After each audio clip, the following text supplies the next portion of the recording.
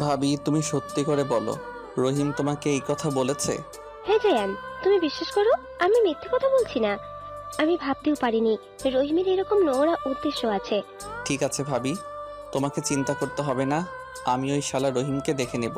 তুই রহিমকে কিছু বলবি না। আমার তো এই মহিলাকে সন্দেহ হচ্ছে। এই কি আদেও সত্যি কথা বলছে? বিশ্বাস করুন আম্মু, আমি কেন মিথ্যা কথা বলতে যাব? আপনার বড় ছেলে আমাকে ফেলে রেখে কোথায় চলে গেছে তার কোনো খোঁজ খবর নেই, আর আপনারা আমাকে দেখার জায়গায় আমার ক্ষতি করার চেষ্টা করছেন। তুমি যে কত বড় মিথ্যাবাদী আমার চেয়ে ভালো তা কেউ জানে না, তাই আমার সন্দেহ হচ্ছে তোমাকে। আম্মু, তুমি চুপ করো। শুধু শুধু ভাবিকে দোষারোপ করো না। রহিম নিশ্চয়ই কিছু বলেছে, তাই ভাবি এই কথা বলছে। জায়ান চৌধুরী এই গল্পের নায়ক। তার বয়স এখন ২৬ বছর।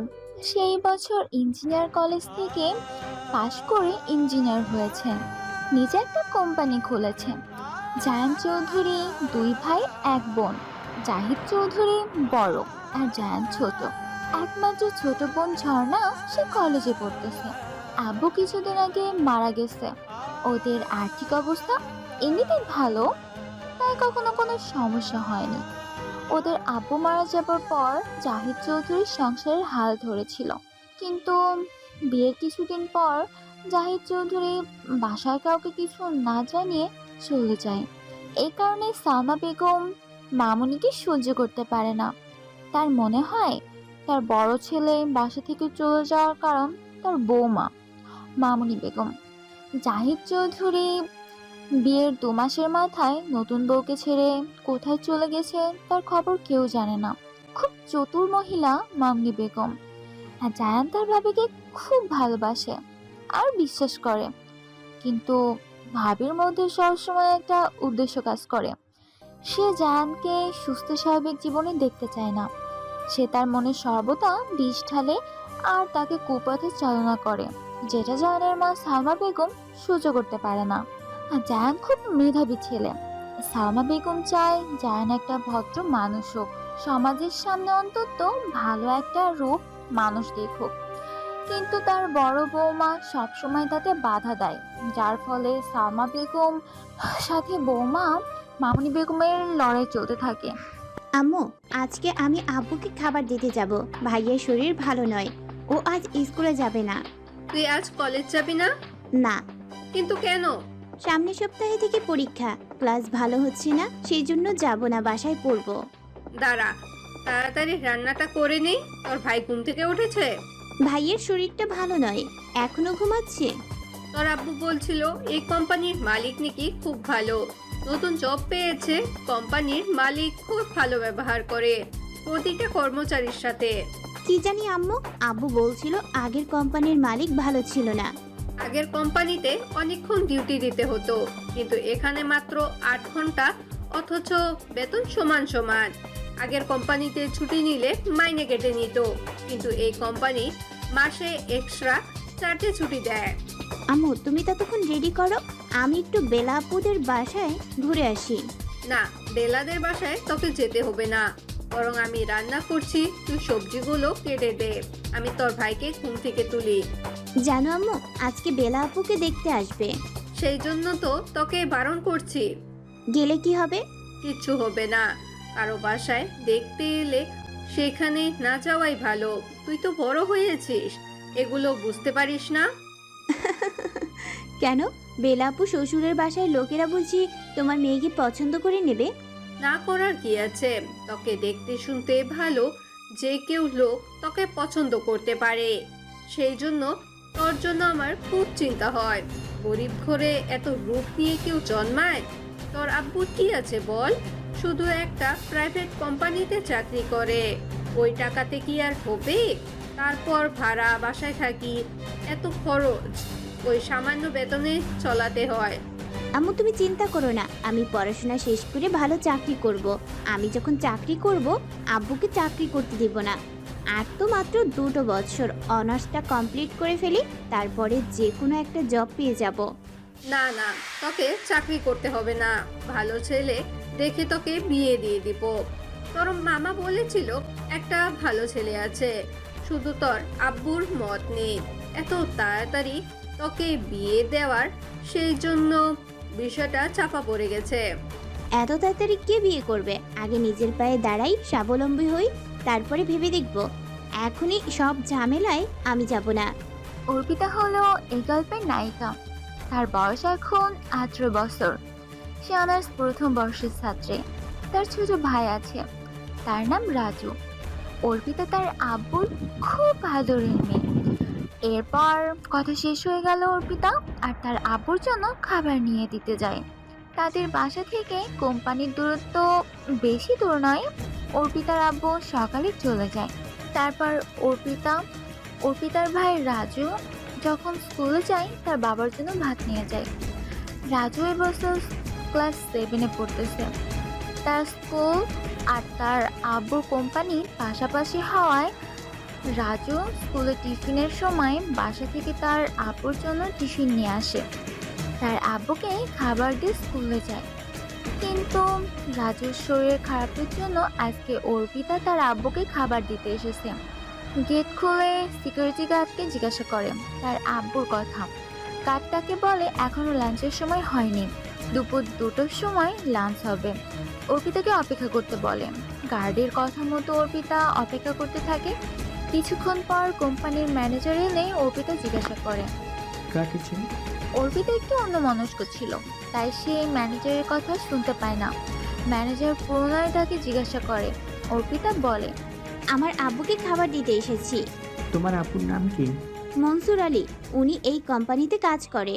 তা কতদিন ঢুকেছে? আজকে নিয়ে 23 দিন কাজ করছে। ও নতুন কাজে ঢুকেছে বুঝি? হ্যাঁ, এই কোম্পানিতে নতুন। ঠিক আছে, এখনই লাঞ্চের টিফিন দেওয়া হবে, তুমি বসো। দেখতে দেখতে লাঞ্চ টাইম শেষ হয়ে যায়। অর্পিতা দেখতে পায় তার আব্বু আসছে। মেয়েকে দেখতে পেয়ে মনসুর আলী জিজ্ঞাসা করে, আজকে তুই এসেছিস, ভাই আসেনি? ভাইয়ের শরীরটা ভালো নয়, ও তো স্কুলে যায়নি, তাই আমি এসেছি। মনসুর আলী খেতে বসেছে। পাশে তার মেয়ে অর্পিতা। সেটা খেয়াল করে ম্যানেজার বলল। মেয়ে বুঝি আবুকে খুব ভালোবাসে? শামসুরের কথা শুনে মনসুর আলী একটু হাসলো, তারপর বলল, হ্যাঁ স্যার, ওই আর কি। তা তোমার মেয়ের নাম কি, কিসে পড়ে? শামসুরের কথা শুনে অর্পিতা বলল, আমার নাম অর্পিতা, আমি অনার্স প্রথম বর্ষের ছাত্রী। ও আচ্ছা, তা পড়াশোনার সাথে সাথে কিছু কাজ করার ইচ্ছে আছে? বলছি পার্ট টাইম কোনো জব? শামসুর কথা শুনে অর্পিতা বলল, হ্যাঁ স্যার, ইচ্ছা আছে। তাহলে তুমি আজকে বিকেলে 4টের সময় আমার সাথে দেখা করবা। অর্পিতার কথা শুনে তার আব্বু মনসুর আলী অর্পিতাকে বকতে লাগলো আর বলল, তোকে এখন কোনো কাজ করতে হবে না, আগে তুই তোর পড়াশোনা শেষ কর, আমি তো আছি নাকি? তা মেয়ে যদি পড়াশোনার সাথে সাথে পার্ট টাইম কোনো জব করে সমস্যা কোথায়? সমস্যা আছে স্যার, তাই বলছি ওর আম্মু জানলে বকাবকি করবে, তাই ও এখন কোনো কাজ করবে না। শামসুর লোকটা ভালো নয়, সেটা মনসুর আলী কাজে যোগ দেওয়ার সাথে সাথে জানতে পেরেছে, তাই সে মেয়েকে সাবধান করছে। জানিস কালকে আজকে আমাদের কোম্পানিতে একটা পরী এসেছিল। পড়ি? হ্যাঁ, পরী, খুবই সুন্দর দেখতে একটা মেয়ে। তার আব্বু আমাদের কোম্পানিতে কাজ করে। এই মেয়েটাকে যেভাবেই হোক আমাদের খাঁচায় বন্দি করতে হবে। তাই বুঝি? তাহলে মেয়েটাকে তো একবার দেখতে হচ্ছে। মেয়েটা আজকে ওর আব্বুকে খাবার দিতে এসেছিল। তাহলে আমরা কাজে নেমে পড়ি, অনেক দিন ধরে উপোস আছি, আর পাচ্ছি না ভাই, কিছু একটা ব্যবস্থা করো। সে এবার বলতে এই পরীটাকে। কি ব্যাপার, শামসুর ভাই কি পরিটরি নিয়ে আলোচনা করছেন? না মানে সেরকম নয়, আসলে খালাকে বলেছিলাম আমাদের কোম্পানিতে নতুন এমপ্লয়িটি কাজ করছে, তার নাম মনসুর আলী, তার এক সুন্দরী মেয়ে আছে। তার কর্মচারী সুন্দরী মেয়ে আছে তো কি হয়েছে? না কিছু হয়নি, এমনি বলছিলাম। এই কোম্পানিতে কর্মচারীরা কাজ করে, পরিশ্রম করে, তারা প্রত্যেকেই আমার নিজেদের লোক, তাই আমি আপনাদের বারণ করছি তার ফ্যামিলির কোনো মেম্বারের প্রতি যেন খারাপ নজর দেয়া না হয়। এতে যদি কোম্পানির ক্ষতি হয়, আমার থেকে খারাপ কেউ হবে না। জায়ান জানতো শামসুর ভালো নয়, সে নিশ্চয় মেয়েটাকে নিয়ে আলোচনা করছে, তাই জায়ান বুঝতে পেরে তাকে সতর্ক করে দিল। এদিকে মামুনি বেগম জায়ানকে উত্তেজিত করে তুলল। জায়ান, তুমি তো জানো তোমার ভাইয়া চলে যাবার পর দিনগুলো কেমন কেটেছে। আমি ভালো নেই, আমি ভালো থাকতে চাই, তাই তুমি আমাকে সাহায্য করো। তুমি বলো না ভাবি, তোমার কিসের দুঃখ? তোমার জন্য আমি জীবন দিয়ে দিব। জায়ান চৌধুরী ও মামুনি বেগমের কথা শুনে জায়ানের মা সালমা বেগম বলল, জায়ান এই শয়তান মহিলার কথা শুনবে না। ও এই সংসারে ভালো চায় না। আম্মুর কথাগুলো শুনে জায়ান তার আম্মুর দিকে তাকালো। তারপর আম্মুর কাছে এসে তার পায়ের কাছে বসে আম্মুকে বলল, আম্মু, তুমি সবসময় ভাবির সাথে খারাপ ব্যবহার করো কেন? এরকম করো আম্মু, তুমি জানো তো ভাবির কত কষ্ট। ভাইয়া বিয়ে করে 2 মাসের মাথায় ভাবিকে ছেড়ে চলে গেছে। কই ভাবি তো আমাদের ছেড়ে যায়নি, সে তো কষ্ট করে আমাদের বাসায় পড়ে আছে। তুমি একটু বোঝার চেষ্টা করো আম্মু, ভাবি খুব ভালো মেয়ে, তুমি ওকে বৌমা না ভেবে নিজের মেয়ে ভাবতে পারো না? ছেলের কথা শুনে সালমা বেগম রেগে যায় আর বলে, জায়ান, বুঝতে পারছি না, ওর ভালো মেয়ে নয়, ও ষড়যন্ত্রকারী। শুধু তোর চোখের পটি পড়ে আছে, তাই তুই বুঝতে পারছিস না। ও আমাদের সংসারটা শেষ করতে এসেছে। ও ভালো মেয়ে নয়, তুই বিশ্বাস কর। আম্মু, তুমি তো আমার ভালো আম্মু, পৃথিবীর বেস্ট আম্মু, তাই তোমাকে তো কিছু বোঝাতে হবে না। তুমি একটু ভাবিকে মানিয়ে নাও। কথা বলে জায়ানের ফোন বাজায়। সে ফোন রিসিভ করতে রুমে চলে যায় আর সাথে সাথে মামনি বেগম শাশুড়ি সালমা বেগমের উপর ঝাঁপিয়ে পড়ে আর বলে, এবার যদি তুমি কিছু বলো তোমার কি অবস্থা করি দেখবে। বুড়িকে একবার পানিতে ছুঁড়ে ফেলে দিব, কেউ জানতেও পারবে না, তাই মুখ বন্ধ করে রাখো। হ্যালো, রহিমকে খুঁজে পেয়েছিস? হ্যাঁ স্যার, পেয়েছি। ঠিক আছে, ওকে আমাদের ডেরায় নিয়ে আয়। তারপর আমি দেখছি, আমি 5 মিনিটের মধ্যে ওখানে পৌঁছে যাচ্ছি। আর কোনো কথা না বলেই জায়ান খুব তাড়াতাড়ি সেখান থেকে বেরিয়ে যায়। মামনি বেগমকে রহিম কোনো খারাপ কথা বলেনি, সে নিজেই গল্প তৈরি করেছে, কারণ মামনি বেগমের সত্যিটা রহিম জেনে গেছে। সে তাদের দলের একজন সদস্য। মামনি বেগম খুব চালাক মহিলা। সে জানে জায়ান সত্যিটা জেনে গেলে তার বিপদ অনিবার্য, তাহলে তার ইচ্ছা পূরণ করতে সে পারবে না। জায়ান রেগে চলে যাচ্ছে দেখে সালমা বেগম ছেলেকে ডেকে, কিন্তু জায়ান তার কোনো কথা শোনে না। সে রেগে বেরিয়ে যায়। সালমা বেগম মামনি বেগমকে উদ্দেশ্য করে বলে, এই ডায়েরির জন্য আজকে যদি কোনো অঘটন ঘটে তোকে আমি ছাড়ব না। আমি জায়ানকে আর কোনো ভুল করতে দেব না। আমি ওর আম্মু, ওকে আমি ফিরিয়ে আনবো। তোর যদি ক্ষমতা থাকে তুই ওকে আটকা। কিছুক্ষণের মধ্যে জায়ান সেখানে পৌঁছে যায়। ততক্ষণে জায়ানের লোকজন রাহিমকে আটকে রেখে দিয়েছিল। জায়ান সেখানে গিয়ে রাহিমের বুকে লাথি মারে আর বলে, তোকে আমি কতবার বলেছি তুই আমার ভাবির পিছনে লাগা বন্ধ কর। তুই কথা শুনিসনি। তোকে আমি বাঁচতে দিতে চাই না। তুই বেঁচে থাকলে অনেক মেয়ের ক্ষতি করে দিবি। আমার পরিবারের সম্মান আমাকে বাঁচাতে হবে। রহিম বাঁচার জন্য সেখান থেকে ছুটে চলে যায় আর জায়ান রহিমের পিছনে পিছনে ছুটতে থাকে। জায়ান তার পকেট থেকে পিস্তল বের করে রাহিমের বুকে গুলি করে। ঠিক সেই সময় অর্পিতা তার বন্ধুর সাথে কলেজ থেকে বাসায় ফিরছিল। রহিম অর্পিতার পায়ের কাছে গিয়ে পড়ে। রহিমের এই অবস্থা দেখে অর্পিতা চিৎকার করে চোখ বন্ধ করে ফেলে আর সেই অবস্থায় জায়ানকে উদ্দেশ্য করে বলে, আপনি ওকে মারছেন কেন? জায়ান কোনো কথা না বলে সেখান থেকে চলে আসে। কিছুক্ষণ পর রহিম অর্পিতার পায়ের কাছে মৃত্যুর কোলে ধরে পড়ে। অর্পিতা ভয়ে কাঁপতে থাকে। তার বন্ধু দিশা তাকে বলে, অর্পিতা, এখান থেকে চল চল, এই ভদ্রলোক মনে হয় মারা গেছে, এরপর পুলিশ আসবে, এসব ঝামেলায় পড়ে লাভ নেই। অর্পিতা কোনো কথা না বলে সে নিশ্চুপ দাঁড়িয়ে থাকে। সেটা খেয়াল করে দিশা অর্পিতার হাত ধরে সেখান থেকে নিয়ে চলে আসে। বাসায় এসে অর্পিতার রাতে খুব জ্বর আসে। সে ভয়ে কাঁপতে থাকে। বারবার সে ভয়ঙ্কর দৃশ্যটা তার চোখের সামনে ভেসে ওঠে। মেয়ের এই অবস্থা দেখে সায়না বেগম স্বামীকে বলে, দেখো না, অর্পিতার খুব জ্বর, সে কাঁদছে। কি করব বলো তো? এত রাতে ডাক্তারকে ফোন করব? কেন হঠাৎ করে জ্বর এলো? কলেজ থেকে বাসায় ফেরার পর থেকে কেমন করছে, আমি বুঝতে পারছি না। হঠাৎ করে ওর কি হলো? চলো দেখি। কথাটা বলে মনসুর আলী মেয়ের রুমে গিয়ে দেখে মেয়ে কম্বল মুড়ি দিয়ে শুয়ে আছে। কপালে হাত দিয়ে দেখে গা জ্বরে পুড়ে যাচ্ছে। মনসুর আলী মেয়ের এই অবস্থা দেখে স্ত্রীকে বলে, শাইনা, বাসায় জ্বরের মেডিসিন নেই? না, নেই। সায়না বেগমকে মনসুর আলী বললেন, তুমি কপালে জলপট্টি দাও, আমি ওষুধের দোকান থেকে মেডিসিন কিনে নিয়ে আসছি। যদি ডাক্তারের চেম্বার খোলা থাকে আমি তাহলে ডাক্তারকে নিয়ে চলে আসব। রাত 11টা বেজে গেছে, এখন চেম্বারে ডাক্তার থাকবে না। আমি আশিককে বলে ওষুধ নিয়ে আসছি, আশিক রাত পর্যন্ত দোকান খোলা রাখে। সেদিন সারা রাত অর্পিতার কপালে ওর আব্বু জলপট্টি দেয়।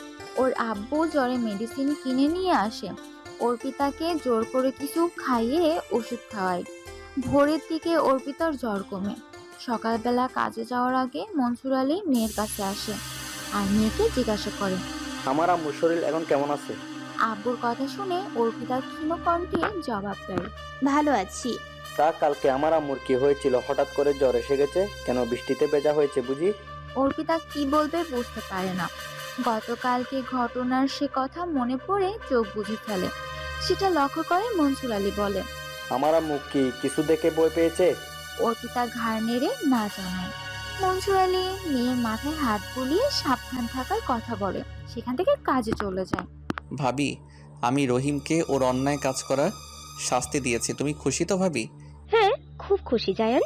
তুমি শুধু আমার কথা মতো কাজ করো।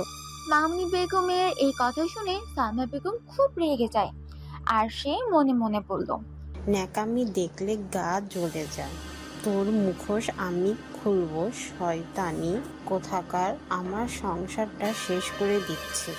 এদিকে দুদিন অসুস্থ থাকার পর অর্পিতা আজ কলেজে এসে অর্পিতাকে দেখে তার বান্ধবী দিশা তাকে বলল, অর্পিতা, তোর শরীর ভালো আছে? হ্যাঁ ভালো আছি। তোকে একটা কথা বলবো? হ্যাঁ বলো না। সেদিন ওই লোকটাকে যে ভয়ঙ্করভাবে মারলো, ওই লোকটার নাম জানিস তুই? না, নাম জানি না, না আমি ওনাকে কখনো দেখেছি।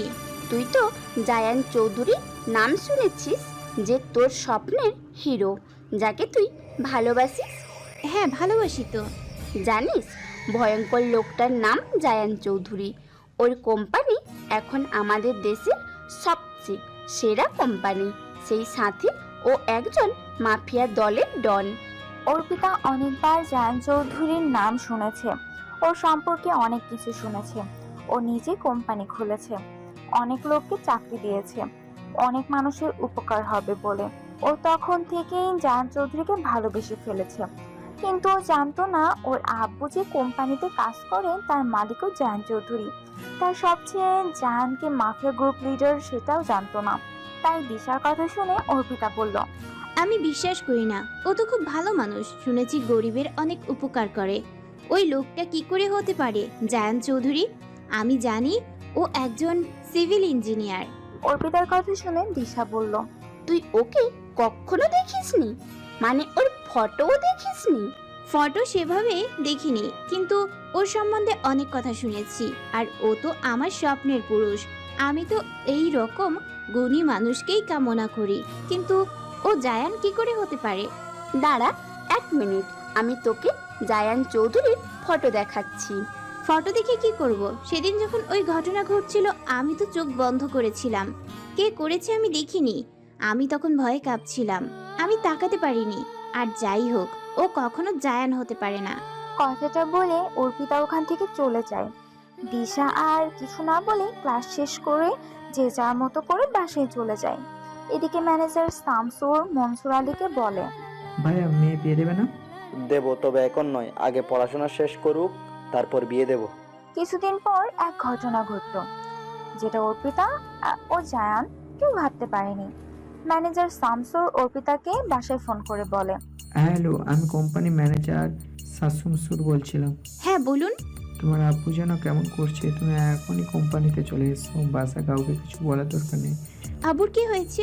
সঙ্গে সঙ্গে ফোন কেটে দেয় শামসুর। অর্পিতা চিন্তা করতে থাকে, আব্বুর শরীর খারাপ, যদি আম্মুকে কিছু বলে আমারও বেশি চিন্তা করবে। তাই সে বাসায় কিছু না বলে রাতের বেলা সেখান থেকে বেরিয়ে পড়ে তার আব্বুর কোম্পানিতে। সিকিউরিটি গার্ডকে বলে সে ভিতরে ঢুকে।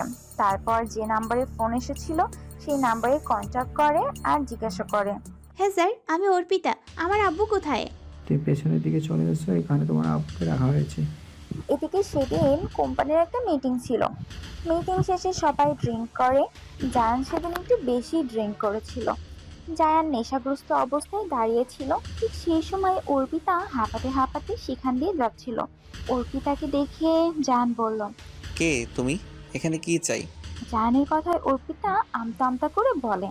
আমার আব্বু অসুস্থ হয়েছে, তাই আমি এখানে এসেছি। কথাটা বলে অর্পিতা সেখান থেকে চলে যায়। অন্ধকার থাকার জন্য জায়ানকে চিনতে পারে না। জায়ান অর্পিতাকে চিনতে পারে না। অর্পিতা শামসুরের বলা জায়গায় যায়। সেখানে গিয়ে শামসুরকে বলে। স্যার, আমার আব্বু কই? তোমার আব্বু ভালো আছে, ওনাকে বাসায় পাঠিয়ে দেওয়া হয়েছে। তুমি বসো আর এত হাঁপায়ে গেছো কেন? একটু পানি খাও, তারপর বাসায় ফিরে যাবো। অর্পিতার গলা শুকিয়ে গিয়েছিল, তাই সে আগে পরে না ভেবে বোতল থেকে পানি খেয়ে নেয়। তারপর তার মাথা ঘুরতে থাকে। শামসুর সেই সুযোগে একটা রুমে অর্পিতাকে নিয়ে যায়। এদিকে জাহানের ভীষণ টায়ার্ড লাগায় সে ওই রুমে গিয়ে শুয়ে পড়ে আর ভেতর থেকে রুমটা লক করে দেয়। এদিকে শামসুর রুমের কাছে এসে দেখে রুমটা ভিতর থেকে লক করা আছে। সে দুই একবার রুমটা ধাক্কা দেয়, কিন্তু কিছু বুঝতে পারে না কি রুমের ভিতর থেকে রুম লক করে। সে মনে মনে ভাবে আর বলে। কি জানি, মেয়েটা তো এই রুমে লক করলাম, কোথায় গেল কে জানে। এদিকে জায়ান নেশার ঘরে অর্পিতাকে জড়িয়ে ধরে ঘুমাচ্ছে। দুজনে নিশ্চিন্তে ঘুমাচ্ছে। দুজনেই জানতে পারলো না তাদের অগোচরে কি ঘটে গেল। খুব সকালবেলা জায়ানের ঘুম ভেঙে যায়। সে দেখে তার বাহু ধরে এক সুন্দরী মেয়ে শুয়ে আছে। জায়ান কিছুক্ষণ অর্পিতার মুখের দিকে তাকিয়ে থাকে আর ভাবে এই সুন্দরী মেয়েটা কোথা থেকে এলো। সে কি স্বপ্ন দেখছে? সে ঘুম থেকে উঠে চোখে মুখে পানি দেয়। তারপর দেখে না, সে স্বপ্ন দেখছে না, সত্যি কোনো সুন্দরী মেয়ে রুমের বিছানায়। সে অর্পিতাকে ডাকে আর বলে। এই মেয়ে, তুমি কে? আর এখানে কি করছো? আগের দিন নেশার ঔষধ দেওয়ার জন্য অর্পিতার ঘুম তখন ভাঙতে চায় না। জায়ান কোনো উপায় না দেখে অর্পিতার মুখে পানি ছিটে দিতে লাগে। আচমকা মুখে পানি ছিটে পড়ায় অর্পিতা চিৎকার করে বলে ওঠে। কে কে আমার মুখে পানি দিল? তুমি এখানে কি করছো? অর্পিতা জায়ানের গলা শুনে তার দিকে অপর দৃষ্টিতে তাকিয়ে রইল। তারপর গত রাতের কথা তো তার সব মনে পড়ে গেল। সে কাঁদতে কাঁদতে বলল। আমার আব্বু কোথায়? আমি কি করে জানবো তোমার আব্বু কোথায়? আর তুমি কি করে এলে এই রুমে? জায়ানের কথা শুনে অর্পিতা কাঁদতে শুরু করে দিল আর বলল। আমি জানি না আমি কি করে এখানে এলাম, আমার কিছু মনে পড়ছে না। বাসায় মেয়েকে দেখতে না পেয়ে মনসুর আলী চিন্তা করতে করতে তার স্ত্রীকে জিজ্ঞাসা করে। ওর পিতা কোথায় গেছে, তোমায় বলে যায়নি? আমি তো কিচ্ছুই জানি না, ও তো বাসাতেই ছিল। ও কখন বাসা থেকে গেল আমি কিচ্ছুই জানি না, ও আমাকে কিচ্ছুই বলে যায়নি। আব্বু আমার কথা শুনে অর্পিতার ভাই রাজু বলল। আব্বু, কালকে রাতে আপুর ফোনে ফোন এসেছিল। আপুকে কেউ কিছু বললো, তারপর আপুর বাসা থেকে বেরিয়ে গেল। তখন আমি শুয়েছিলাম, আমি শুনতে পাচ্ছিলাম আপু বলল আমি এক্ষুনি আসছি। আমি যে কিছু জিজ্ঞাসা করবো তার আগেই আপু বেরিয়ে গেল। এরপর জায়ান অর্পিতাকে একসাথে দেখে সবাই সন্দেহ করে আর বলে দুজনের মধ্যে নিশ্চয়ই কিছু আছে। কিছুক্ষণের মধ্যে কথাটা চারিদিকে ছড়িয়ে পড়ে। পাওনি বেগমের কানে খবর যায়। সে জায়ানের কাছে ছুটে আসে আর জায়ান জিজ্ঞাসা করে। জায়ান, এই মেয়েটাকে আর তোমার রুমে কি করছে? আমি কিছু জানি না ভাবি। তখন পাশ থেকে ম্যানেজার বলেন। ভাবি, এই মেয়েটা আমাদের কোম্পানির কর্মচারী মনসুর আলীর মেয়ে। কালকে ওর আব্বুকে খুঁজতে এখানে এসেছিল, তারপর এই রুমেও গেল কি করে আমি জানি না। এই মেয়ে, তুমি এই রুমে কেন এসেছো? আমি কিছু জানি না। কথাটা বলে অর্পিতা কাঁদতে কাঁদতে সেখান থেকে চলে যায়। এদিকে তার আগেই মনসুর আলীর কাছে খবর আসে তার মেয়ে নাকি জায়ান চৌধুরীর সাথে রাতে রুমে ছিল। কথাটা শুনে মাথা গরম হয়ে যায়। জায়ান চৌধুরীর কোম্পানির মালিক, সেই মালিকের কাছে কেন তার মেয়ে গিয়েছিল? অর্পিতার বাসায় আসতে মনসুর আলী তাকে জিজ্ঞাসা করে। তুই আমার কোম্পানির মালিকের রুমে গিয়ে কি করছিলিস? চারিদিকে লোক জেনে গেছে, সবাই চিচি করছে। আমি ভাবতে পারিনি আমার মেয়ে এত জঘন্য কাজ করতে পারে। আব্বুর কথা শুনে অর্পিতার মাথা হেট হয়ে যায়। সে ভাবতে পারেনি তার আব্বু এইভাবে তাকে বলতে পারে। তাই সে কাঁদতে কাঁদতে বলে। আব্বু, তুমি কি বলছো? আমি ভাবতেই পারিনি। জানো, কালকে আমার কাছে একটা ফোন এসেছিল, তোমার কোম্পানির লোক করেছিল। বলেছিল তোমার নাকি শরীর খারাপ, তুমি অসুস্থ। সেই জন্য আমি সেখানে ছুটে গিয়েছিলাম, কিন্তু ওখানে গিয়ে কোম্পানির ম্যানেজার আমাকে বসতে বলে। আমি ক্লান্ত থাকায় ম্যানেজার আমাকে পানি দেয়। আমি ক্লান্ত থাকায় সেই পানি পান করি, তারপর আমার কিছু মনে নেই। আজকে সকালবেলা আমি রুমে দেখি। কথাটা শেষ করতে দিল না, তার আগেই সায়না বেগম তার গালে একটা চড় বসিয়ে দিল আর তার কটমট করতে করতে বলল, মিথ্যা কথা বলার জায়গা পাসনি, বদমাস মেয়ে কোথাকার। এই পাপ কাজ করার জন্য তোকে আমরা পৃথিবীতে নিয়ে এসেছি। ছি ছি ছি, তোর মতন মেয়ের মুখ দেখাও পাপ। তুই এক্ষুনি এই মুহূর্তে বাসা থেকে বেরিয়ে যাবি। আমি আর তোকে দেখতে চাই না। জানবো অর্পিতা বলে আমার কোনো মেয়ে ছিল না। অর্পিতা তখন তার আম্মুর পায়ে ধরে কাঁদতে থাকে আর বলে ওঠে, তুমি বিশ্বাস করো আম্মু, আমি কোনো দোষ করিনি। আমার কোনো খারাপ উদ্দেশ্য ছিল না। কে ফোন করেছিল আমি জানি না। আব্বু অসুস্থ শুনে আমার মাথা ঠিক ছিল না। ওরা বারণ করছিল বাসায় আর কাউকে কিছু না বলতে, তাই তো আমি ছুটে গিয়েছিলাম। তুমি ভুল বুঝছো না, তোমার মেয়ে নষ্ট মেয়ে নয়। তুমি বিশ্বাস করো। তুই বাসা থেকে বেরিয়ে যা, আমি তোর মুখ দেখতে চাই না। আমরা গরিব মানুষ, সমাজের কাছে কি মুখ দেখাবো? তুই জানিস চারদিকে লোক কি বলছে? তুই নাকি জায়ান চৌধুরীর সাথে রাত কাটিয়েছিস। তোকে দিয়ে তোর আব্বু নাকি প্রমোশন পেতে চাইছে। শাইনা, তুমি চুপ করো, এখন কিছু বলতে হবে না। দেখছো না মেয়েটা ভেঙে পড়ছে? আমার মনে হচ্ছে এর পিছনে কেউ তো আছে। সে জাগে, এখন কিছু বলার দরকার নেই। সমাজের লোক যে যা বলুক বলতে দাও, ওদের কাজ ওদের করতে দাও। কিছু আমার মেয়ে আর যাই হোক, সে কখনো এরকম কাজ করতে পারে না। মনসুর আলী জানতো ম্যানেজার লোকটা সুবিধার নয়, তাই প্রথমে মেয়েকে বকাবকি করলে পরে মেয়ের মুখে সমস্ত ঘটনা শুনে তার মনে হয়েছে ম্যানেজার এসবের পিছনে থাকতে পারে। এদিকে মামনি বেগম ম্যানেজার শামসুরকে বলল, শামসুর, এত বড় ঘটনা ঘটে গেল আর তুমি কিছু করতে পারলে না? আমি তো ভেবেছিলাম মেয়েটাকে নিয়ে আমরা ব্যবসা করব, কিন্তু তার আগে কি থেকে কি হয়ে গেল আমি কিছুই বুঝতে পারিনি। ছোট আপু ওখানে কি করে গেল? আর ওই রুমটা ছোট আপুর জীবনে ঢোকেনি, কেন সেদিন ঢুকেছিল আমি জানি না। মেয়েটাকে নেশাগ্রস্ত করে আমি রুমে আটকে রেখেছিলাম। আমি ভেবেছিলাম পরে মেয়েটাকে ভোগ করব। তাই পয়সা দিয়ে লোকের মুখ বন্ধ করে দাও আর মেয়েটাকে তাড়াতাড়ি কোথাও বিয়ে দিয়ে বিদায় দিতে বলো। মনসুর আলীকে আমার সাথে দেখা করতে বলো। হাই মিতালি, কি করছিস? কার সাথে ফোনে কথা বলছিস? আমার ভাইয়ের সাথে। তোর ভাইয়া কি করে? আমার ভাই একজন পুলিশ ইন্সপেক্টর, দীঘায় পোস্টিং। এই শোনো না, পরশুদিন আমার জন্মদিন আছে, আমরা সবাই মিলে ভাইয়ের কাছে যাব। ছোট একটা আয়োজন করা হয়েছে, ওইখানেই তুই কিন্তু অবশ্যই আমাদের সঙ্গে দীঘায় যাবি। তা দীঘা কেন? আমি চেয়েছিলাম ভাইয়া আমার জন্মদিনে বাসায় আসুক, কিন্তু ভাইয়ার কাজের চাপ থাকায় ভাইয়া ছুটি পাচ্ছে না। তাই ভাইয়া বলেছে আমি যেন ওইখানে যাই। আমি তখন ভাইয়াকে বললাম আমি আমার কিছু বন্ধু বান্ধবকে নিয়ে যাব আর ওইখানেই জন্মদিন সেলিব্রেট করব। ভাইয়া বলে অসুবিধা নেই, ভাইয়ার কোয়ার্টারে ভাইয়া সব ব্যবস্থা করবে। ঝর্ণা হলো জায়ানের বোন। সে অনার্স দ্বিতীয় বর্ষের ছাত্রী। জায়ান আদরের ছোট বোনকে খুব ভালোবাসে। বাসায় এসে ঝর্ণা তার আম্মুকে বলল, আম্মু, ভাইয়া কোথায়?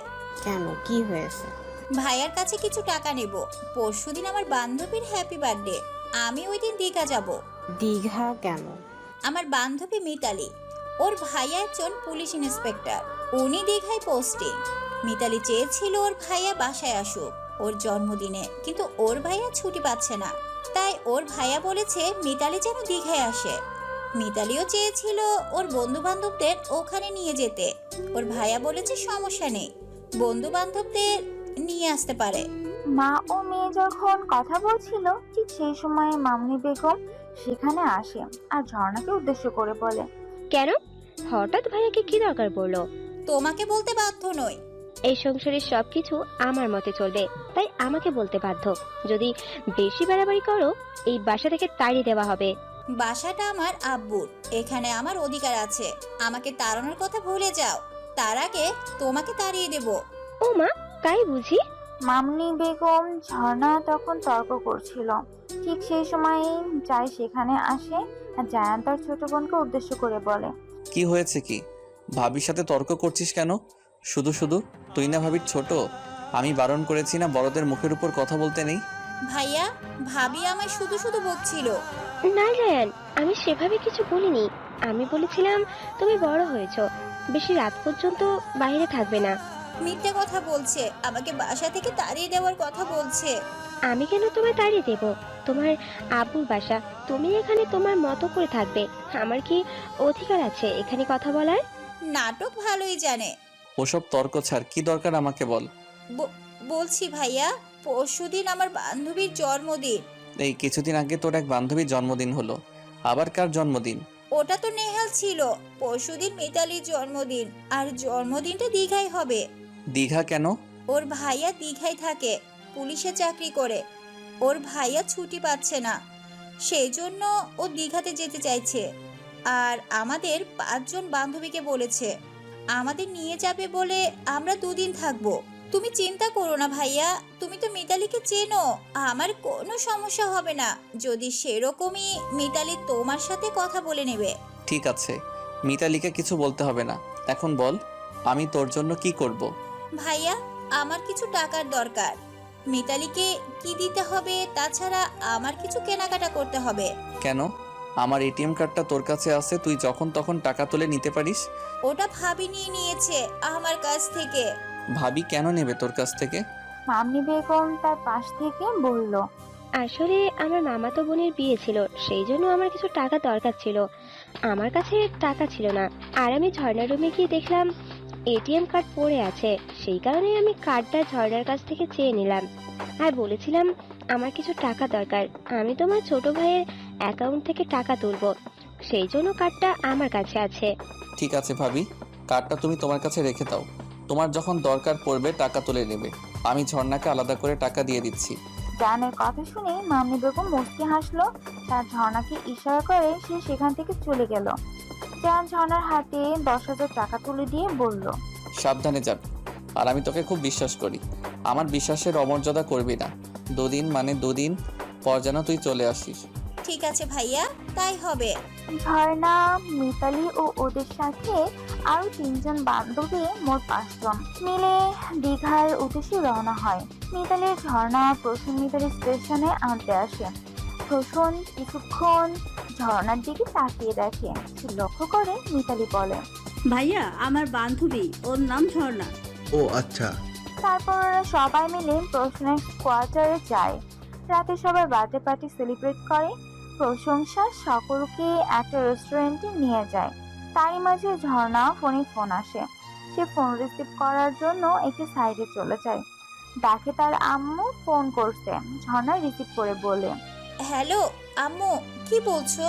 তা তুই তো এখানে পৌঁছেছিস, বাসায় গিয়ে একটা খবর দিতে হবে, সেটা মনে নেই? আম্মু রাগ করছো কেন? আমি আজ সকালে এসে পৌঁছেছি, তারপর মিতালির জন্মদিন, সেজন্য একটু বাইরে এসেছি। আমি আজকে রাতেই ফোন করতাম তোমায়। কোথায় গেলে? তোর বাসার কথা মনে থাকে না? বাসায় যে আম্মু অপেক্ষা করে, তার খবর আছে। ওহ আম্মু, সরি বললাম তো, তুমি রাগ করো না। আম্মু, ভাইয়া কোথায়? ভাইয়া এখনো বাসায় আসেনি। তোমাদের আদরের বড় বৌমা কোথায়? কোথায়? নিশ্চয়ই ষড়যন্ত্র করছে। কেউ ডাকছে বলে ফোনটা কেটে দেয় ঝর্ণা। পিছন ফিরতে দেখে মিতালির ভাইয়া কুসুম। কুসুম ঝর্ণাকে বলে, কে ফোন করেছিল? আম্মু? হ্যাঁ ভিতরে চলো, কেক কাটা হবে। হ্যাঁ চলুন। 2 দিন ঝর্ণা ওখানে ছিল, কিন্তু তার মধ্যে পশুর সাথে একটা ভালো সম্পর্ক তৈরি হয়। প্রসূন মনে মনে ঝর্ণাকে পছন্দ করে ফেলে। ঝর্ণাও চাইছিল, কিন্তু ঝর্ণা তার ভাইয়ের কথা মনে করে প্রসূনকে একটু এড়িয়ে যায়। সেটা লক্ষ্য করে প্রসূন বলে, বলছি, আমি কি এতটাই অযোগ্য?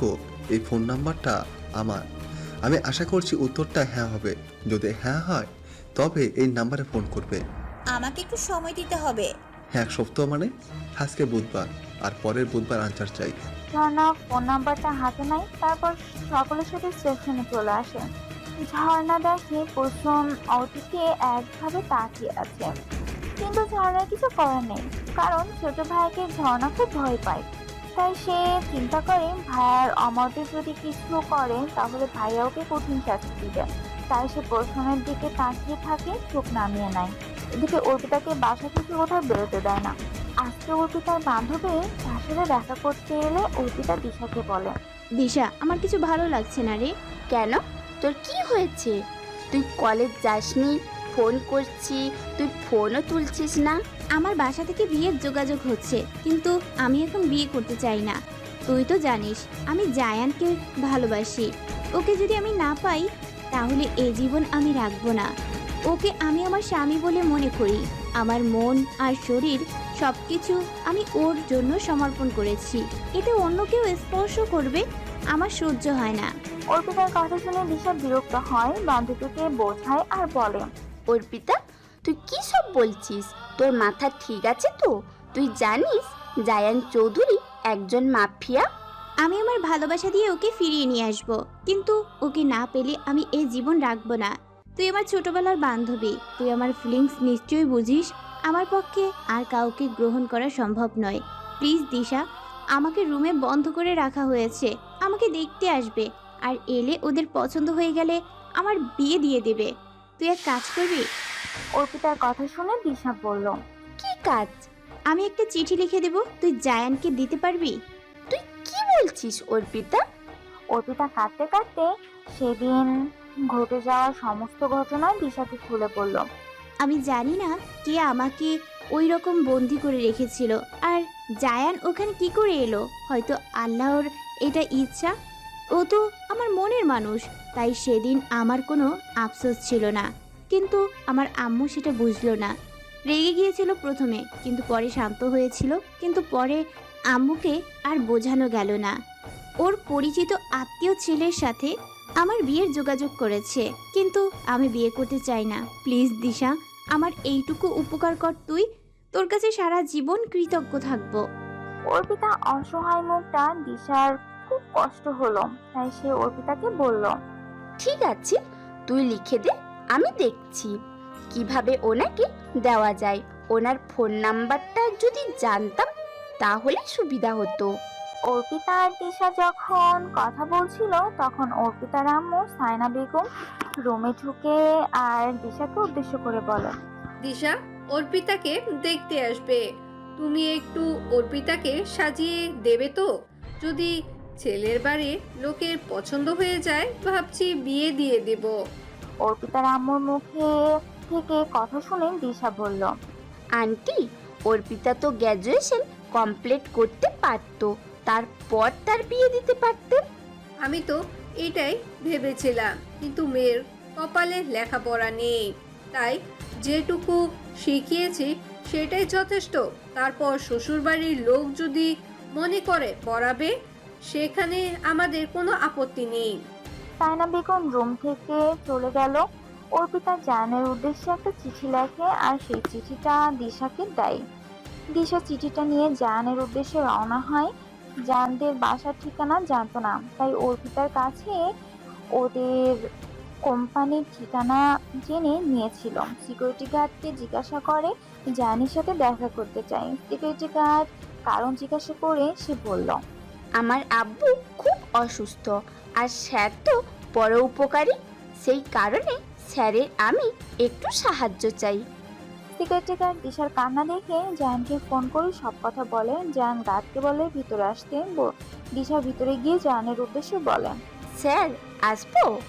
জায়ান তখন গুরুত্বপূর্ণ কথাগুলো ফাইল চেক করছিল। সেগুলো দেখতে দেখতে দিশাকে ভিতরে আসতে বলে, তারপর ইশারায় তাকে বসতে বলে। দিশা বসতে জায়ান দিশার দিকে তাকিয়ে দেখে, তারপর জিজ্ঞাসা করে, হ্যাঁ বলুন, আপনার কি উপকার করতে পারি? গার্ড বলছিল আপনার আব্বু নাকি অসুস্থ, তা আপনার আব্বুর কি হয়েছে? জায়ানের কথায় দিশা কি বলবে বুঝতে পারলো না। সে জায়ানকে উদ্দেশ্য করে বলতে লাগলো, স্যার, আপনি হয়তো আমাকে চেনেন না, কিন্তু আমি আপনাকে চিনি। আমি একটু মিথ্যা কথা বলেছি। দিশার কথা শুনে জায়ান ভুরু কুঁচকে দিশার দিকে তাকায় আর বলে, মিথ্যে কথা বলছেন? আমি ঠিক বুঝলাম না, কি মিথ্যে বলেছেন? দিশা কিছু না বলে আগেই দিশার গলা শুকানো হয়ে গেছে, তাই টেবিলের দিকে তাকিয়ে বলল, স্যার, আমি একটু পানি খেতে পারি? হ্যাঁ অবশ্যই পারেন।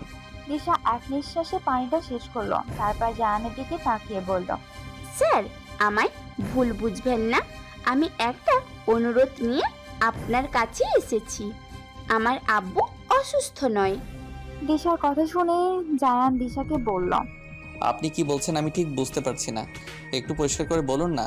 দেখুন আমার সময়ের দাম আছে, আর কোনো ভনিতা আমি সহ্য করব না। আপনি বলুন আর নির্ভয় বলুন। জায়ানের কথা শুনে দিশা অনেকটা সাহস সঞ্চয় করে। তারপর ব্যাগ থেকে অর্পিতার চিঠিটা বের করে জায়ানের উদ্দেশ্যে বলে, স্যার, এই চিঠিটা পড়বেন, তারপর বাকিটা আপনার সিদ্ধান্ত। জানবেন আপনার সিদ্ধান্তে একটা মেয়ের বেঁচে থাকার নির্ভর করছে। জায়ান দিশার কথা শুনে কিছু বুঝতে পারে না, তবুও দিশার হাতে চিঠি দেখে সে হাত বাড়িয়ে চিঠিটা নেয়। তারপর তার চোখ যায় সেই চিঠির লেখার উপর, যেখানে অর্পিতা লিখেছেন, প্রিয় জায়ান জি, আপনি আমার প্রণাম নেবেন। আমি যখন খুব ছোট তখন থেকেই আপনাকে ভালোবাসি। আপনার গুণের কথা আমি শুনেছি, আপনি ভীষণ পরোপকারী একটা মানুষ। জানি না সেদিন আমাকে কেউ রুমে নিয়ে গেল আর সারা রাত আমি আপনার সাথে কাটিয়েছিলাম। ওটা হয়তো আল্লাহর ইচ্ছা ছিল। আমি মন থেকে অনেক দিন আগে থেকে আমাকে কামনা করতাম। হয়তো আমার আল্লাহ আমার ডাকে সাড়া দিয়েছিলেন। ওই জায়গায় আপনি না হলে অন্য কেউ হলে আমি আত্মহত্যা করতাম, কিন্তু আপনি আমার প্রথম প্রেম, আর সারা জীবন আপনিই থাকবেন আমার মনে। এই মনে শুধু আপনার বসবাস। এই ঘটনার পর আমার বাসার লোক আমাকে রুমে বন্দি করে রেখে দিয়েছে। ওরা আমার বিয়ের যোগাযোগ করছে, আমাকে দেখতে আসবে আর পছন্দ হয়ে গেলে আমার বিয়ে হয়ে যাবে। কিন্তু যে মন আমি আপনাকে দিয়েছি সেই মন আর কাউকে দেওয়া আমার পক্ষে সম্ভব নয়। তাই আপনার কাছে আমার অনুরোধ, যদি আমাকে বিন্দুমাত্র আপনার ভালো লেগে থাকে আপনি আমার ডাকে সাড়া দিবেন। সারা জীবন আমি আপনার দাসী হয়ে থাকবো, কিন্তু আপনাকে ছাড়া এই জীবন আমি কল্পনাও করতে পারি না। ভালো থাকবেন, আপনার অর্পিতা। চিঠিটা পড়ে জায়ান দিশাকে জিজ্ঞাসা করলো, সেদিন রুমে ওকে আটকে রাখা হয়েছিল, কে করেছিল আমি জানি না। আমি সেদিন ভুল করে ওই রুমে ঢুকে পড়েছিলাম, সে যাকে। আমি মেয়েটার কোনো ক্ষতি করিনি, কিন্তু যে মেয়েটা সব কিছু জেনে আমাকে এত ভালোবাসে সেই মেয়েটাকে আমি অস্বীকার করব কি করে? কবে অর্পিতাকে দেখতে আসবে? আজ বিকেলে। তুমি অর্পিতার ফোন নাম্বার জানো? জায়ান কথা শুনে দিশা হাসলো, তারপর বলল, অর্পিতা আমার বেস্ট ফ্রেন্ড, আর আমার বেস্ট ফ্রেন্ডের ফোন নাম্বার আমি জানবো না? কিন্তু স্যার, অর্পিতার ফোন ওর আম্মুর কাছে আছে। আমি তো আপনার ফোন নাম্বার জোগাড়ের চেষ্টা করেছিলাম, কিন্তু পারিনি। আমি জানতাম আপনি ভীষণ পরোপকারী, সেই কারণে নাটক আমাকে করতে হয়েছে। আপনার গার্ডকে আমার আব্বুর অসুস্থতার কথা বলেছি, তার জন্য সরি। আমি অর্পিতার নাম্বার দিচ্ছি, কিন্তু ফোন যদি অর্পিতার আম্মু ধরে? তুমি তোমার নাম্বার থেকে ফোন করো আর অর্পিতার আম্মুকে বলো তুমি নিজে অর্পিতার সাথে কথা বলবে, তারপর ফোনটা আমাকে দাও। তুমি কিছু মনে করবে না, বয়সে ছোট বলে তুমি বলছি। না স্যার, ঠিক আছে। আপনি আমার দুলাভাই হবে, এটুকু তো অধিকার থাকতেই পারে। কিছু মনে করবেন না, সম্পর্ক যদি শালি হই তাই একটু মজা করলাম। তারপর দিশা ওর ফোন থেকে অর্পিতাকে ফোন করলো। অর্পিতার আম্মু ফোন ধরলো। হ্যালো বলতে দিশা বলল, আন্টি, আমি দিশা বলছি। অর্পিতা কোথায়? অর্পিতা কোথায় থাকবে, ও রুমেই আছে। আর তোমাকে আমি কি বলেছিলাম মনে নেই? কি বলেছিলেন আন্টি? আমার তো মনে পড়ছে না। দিশার কথা শুনে শায়না বেগম রেগে যায় আর বলে, আজকাল মেয়েদের এই এক রোগ, সব কিছু ভুলে যাওয়া। তোমায় বলেছিলাম না অর্পিতাকে আজকে দেখতে আসবে? পাত্রে বাসার লোক ওকে একটু সাজিয়ে দিতে বলেছিলাম। সরি আন্টি, ভুলে গিয়েছিলাম। আচ্ছা, আপনি অর্পিতাকে দিন না, প্রজেক্টের ব্যাপারে কিছু কথা বলবো। আর ওইসব ব্যাপারে কথা বলে কি হবে? ওর বিয়ে হয়ে যাবে, বিয়ের পর সব কথা বলবে। প্লিজ আন্টি, সামনের সপ্তাহে প্রাইভেটে এক্সাম আছে, সেই কারণে ওকে আমার দরকার।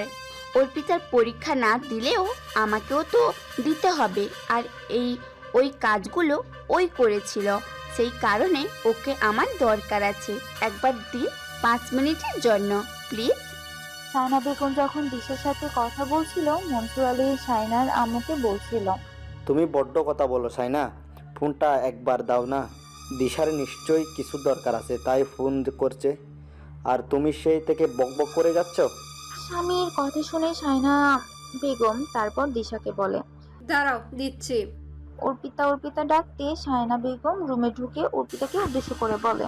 অর্পিতা, দিশা তোর সাথে কথা বলবে, ফোন ধর। তারপর খুব চিন্তায় ছিল সে, দিশাকে পাঠিয়ে নানা রকম চিন্তা করতে লাগলো। জায়ান যদি ওকে ফিরিয়ে দেয় তাহলে তার কিছু করার থাকবে না, মৃত্যু একমাত্র শেষ আশ্রয়। অনেক কষ্টে অর্পিতা তার আম্মুর কাছ থেকে ফোনটা নিল। হ্যালো, তোর আম্মু পাশে দাঁড়িয়ে আছে? আন্টিকে কিছু কথা বলে রুম থেকে বের কর, তারপর তোকে সব বলছি। আম্মু আমার ওই শাড়িটা ইস্ত্রি করছে, যেটা আজকে বিকেলে পরবো। অর্পিতার কথা শুনে দিশার আম্মু মনে পড়ে যায়। তারপর সে বলে, ভাগ্যিস বললি। ও বাসা পুতুলকে বলেছিলাম শাড়িটা ইস্ত্রি করতে। দাঁড়া, আমি দেখছি। ওদের বাসায় একবার যাই।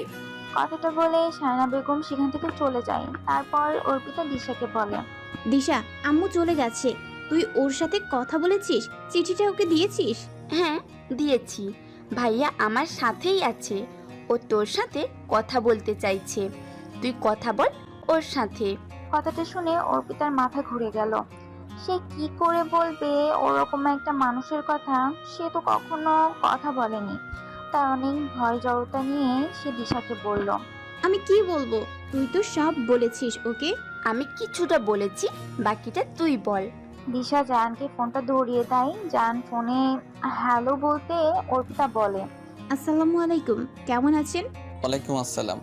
আলহামদুলিল্লাহ, ভালো আছি। তুমি কেমন আছো? জাহানের মুখ থেকে এ কথা শুনে অর্পিতা কান্নায় ভেঙে পড়তে কাঁদতে কাঁদতে জাহানের উদ্দেশ্যে বলে, আমি ভালো নেই, আমি ভালো থাকতে পারি না। এত ভালোবাসো আমায়? পারবে সারা জীবন আমার সাথে থাকতে? একবার সুযোগই দিয়ে দেখুন না, আপনার জন্য আমি নিজের জীবন দিয়ে দেব। ঠিক আছে, নিজের জীবন দিতে হবে না। আমি চাইলেই তোমাকে জোর করে ওখান থেকে আনতে পারি, কিন্তু আমি সেটা করব না। আমি তোমার আব্বুর কাছে নিজে যাচ্ছি, তোমাকে তোমার আব্বুর কাছ থেকে চেয়ে নেব। আব্বু রাজি হবে? দেখা যাক কি হয়। তোমার আব্বু তো আমাদের কোম্পানিতে কাজ করে। হ্যাঁ। ঠিক আছে, আমি 10 মিনিটের মধ্যে পৌঁছে যাচ্ছি, তুমি নিশ্চিন্তে থাকতে পারো। যে মেয়ে আমার অগোচরে আমাকে এত ভালোবাসে, সেই মেয়ে কখনো খারাপ হতে পারে না। সেই মেয়ের জন্য আমি সব কিছু করতে পারি। সেভাবে এখন আমি তোমায় ভালোবাসতে পারিনি। আমাকে একটু সময় দেবে তুমি? যতটা আমায় ভালোবাসো, আমি তার থেকে তোমাকে অনেক বেশি ভালোবাসবো। কথাটা বলে জায়ান ফোনটা কেটে দেয়। 10 মিনিটের জন্য জায়ান অর্পিতার বাসায় চলে যায়। কলিং বেল বাজলে মনসুর আলী ছেলে রাজু দরজা খুলে দেয়। জায়ান দুজনের সঙ্গী নিয়ে ভিতর ঢুকে, তারপর রাজুকে বলে, তোমার আব্বু কোথায়? ভিতরে। সে এসে দেখতে মনসুর আলী রুমের বাইরে বেরিয়ে আসে। এসে তার স্ত্রী শায়না বেগমকে মনসুর আলী জায়ানকে বলে উদ্দেশ্য করে, স্যার আপনি? আমি একটা দরকারে আপনার কাছে এসেছি। আশা করছি আপনি আমায় নিরাশ করবেন না। কথাটা বলে জায়ান হাঁটু মুড়ে মনসুর আলীর পায়ের তলায় বসে পড়ে আর ওদের দুজনকে উদ্দেশ্য করে বলে, আমি আপনার মেয়েকে খুব ভালোবাসি, তাই দয়া করে ওকে অন্য জায়গায় বিয়ে দেবেন না। আজকে আমি ওকে বিয়ে করব। আপনি আয়োজন করুন। আমি আমার কাছ থেকে ওকে ভিক্ষা চাইছি, কিন্তু আপনি যদি বাড়াবাড়ি করেন আমি কিন্তু জোর করতে বাধ্য। আর আমার ক্ষমতা সম্পর্কে আপনি নিশ্চয়ই জানেন। জায়ানের এ কথাই মনসুর আলী বলল, স্যার আপনি আমার মেয়েকে কেন বিয়ে করবেন? সেদিন যেটা ঘটেছিল সেসব কথা আমি আমার মেয়ের মুখ থেকে শুনেছি। আপনার কোনো দোষ নেই, ছিল না। কেউ নিশ্চয়ই মিথ্যা কথা বলবে। আমার মেয়েকে ওখানে নিয়ে গেছে আর এই কাণ্ড ঘটিয়েছে, তাই আমি কখনো আপনাকে দায়ী করি না। ওসব কথা ছাড়ুন আর বিয়ের আয়োজন করুন। কাজীটাকে নিয়ে আসুন, তা না হলে আমি সব ব্যবস্থা করছি।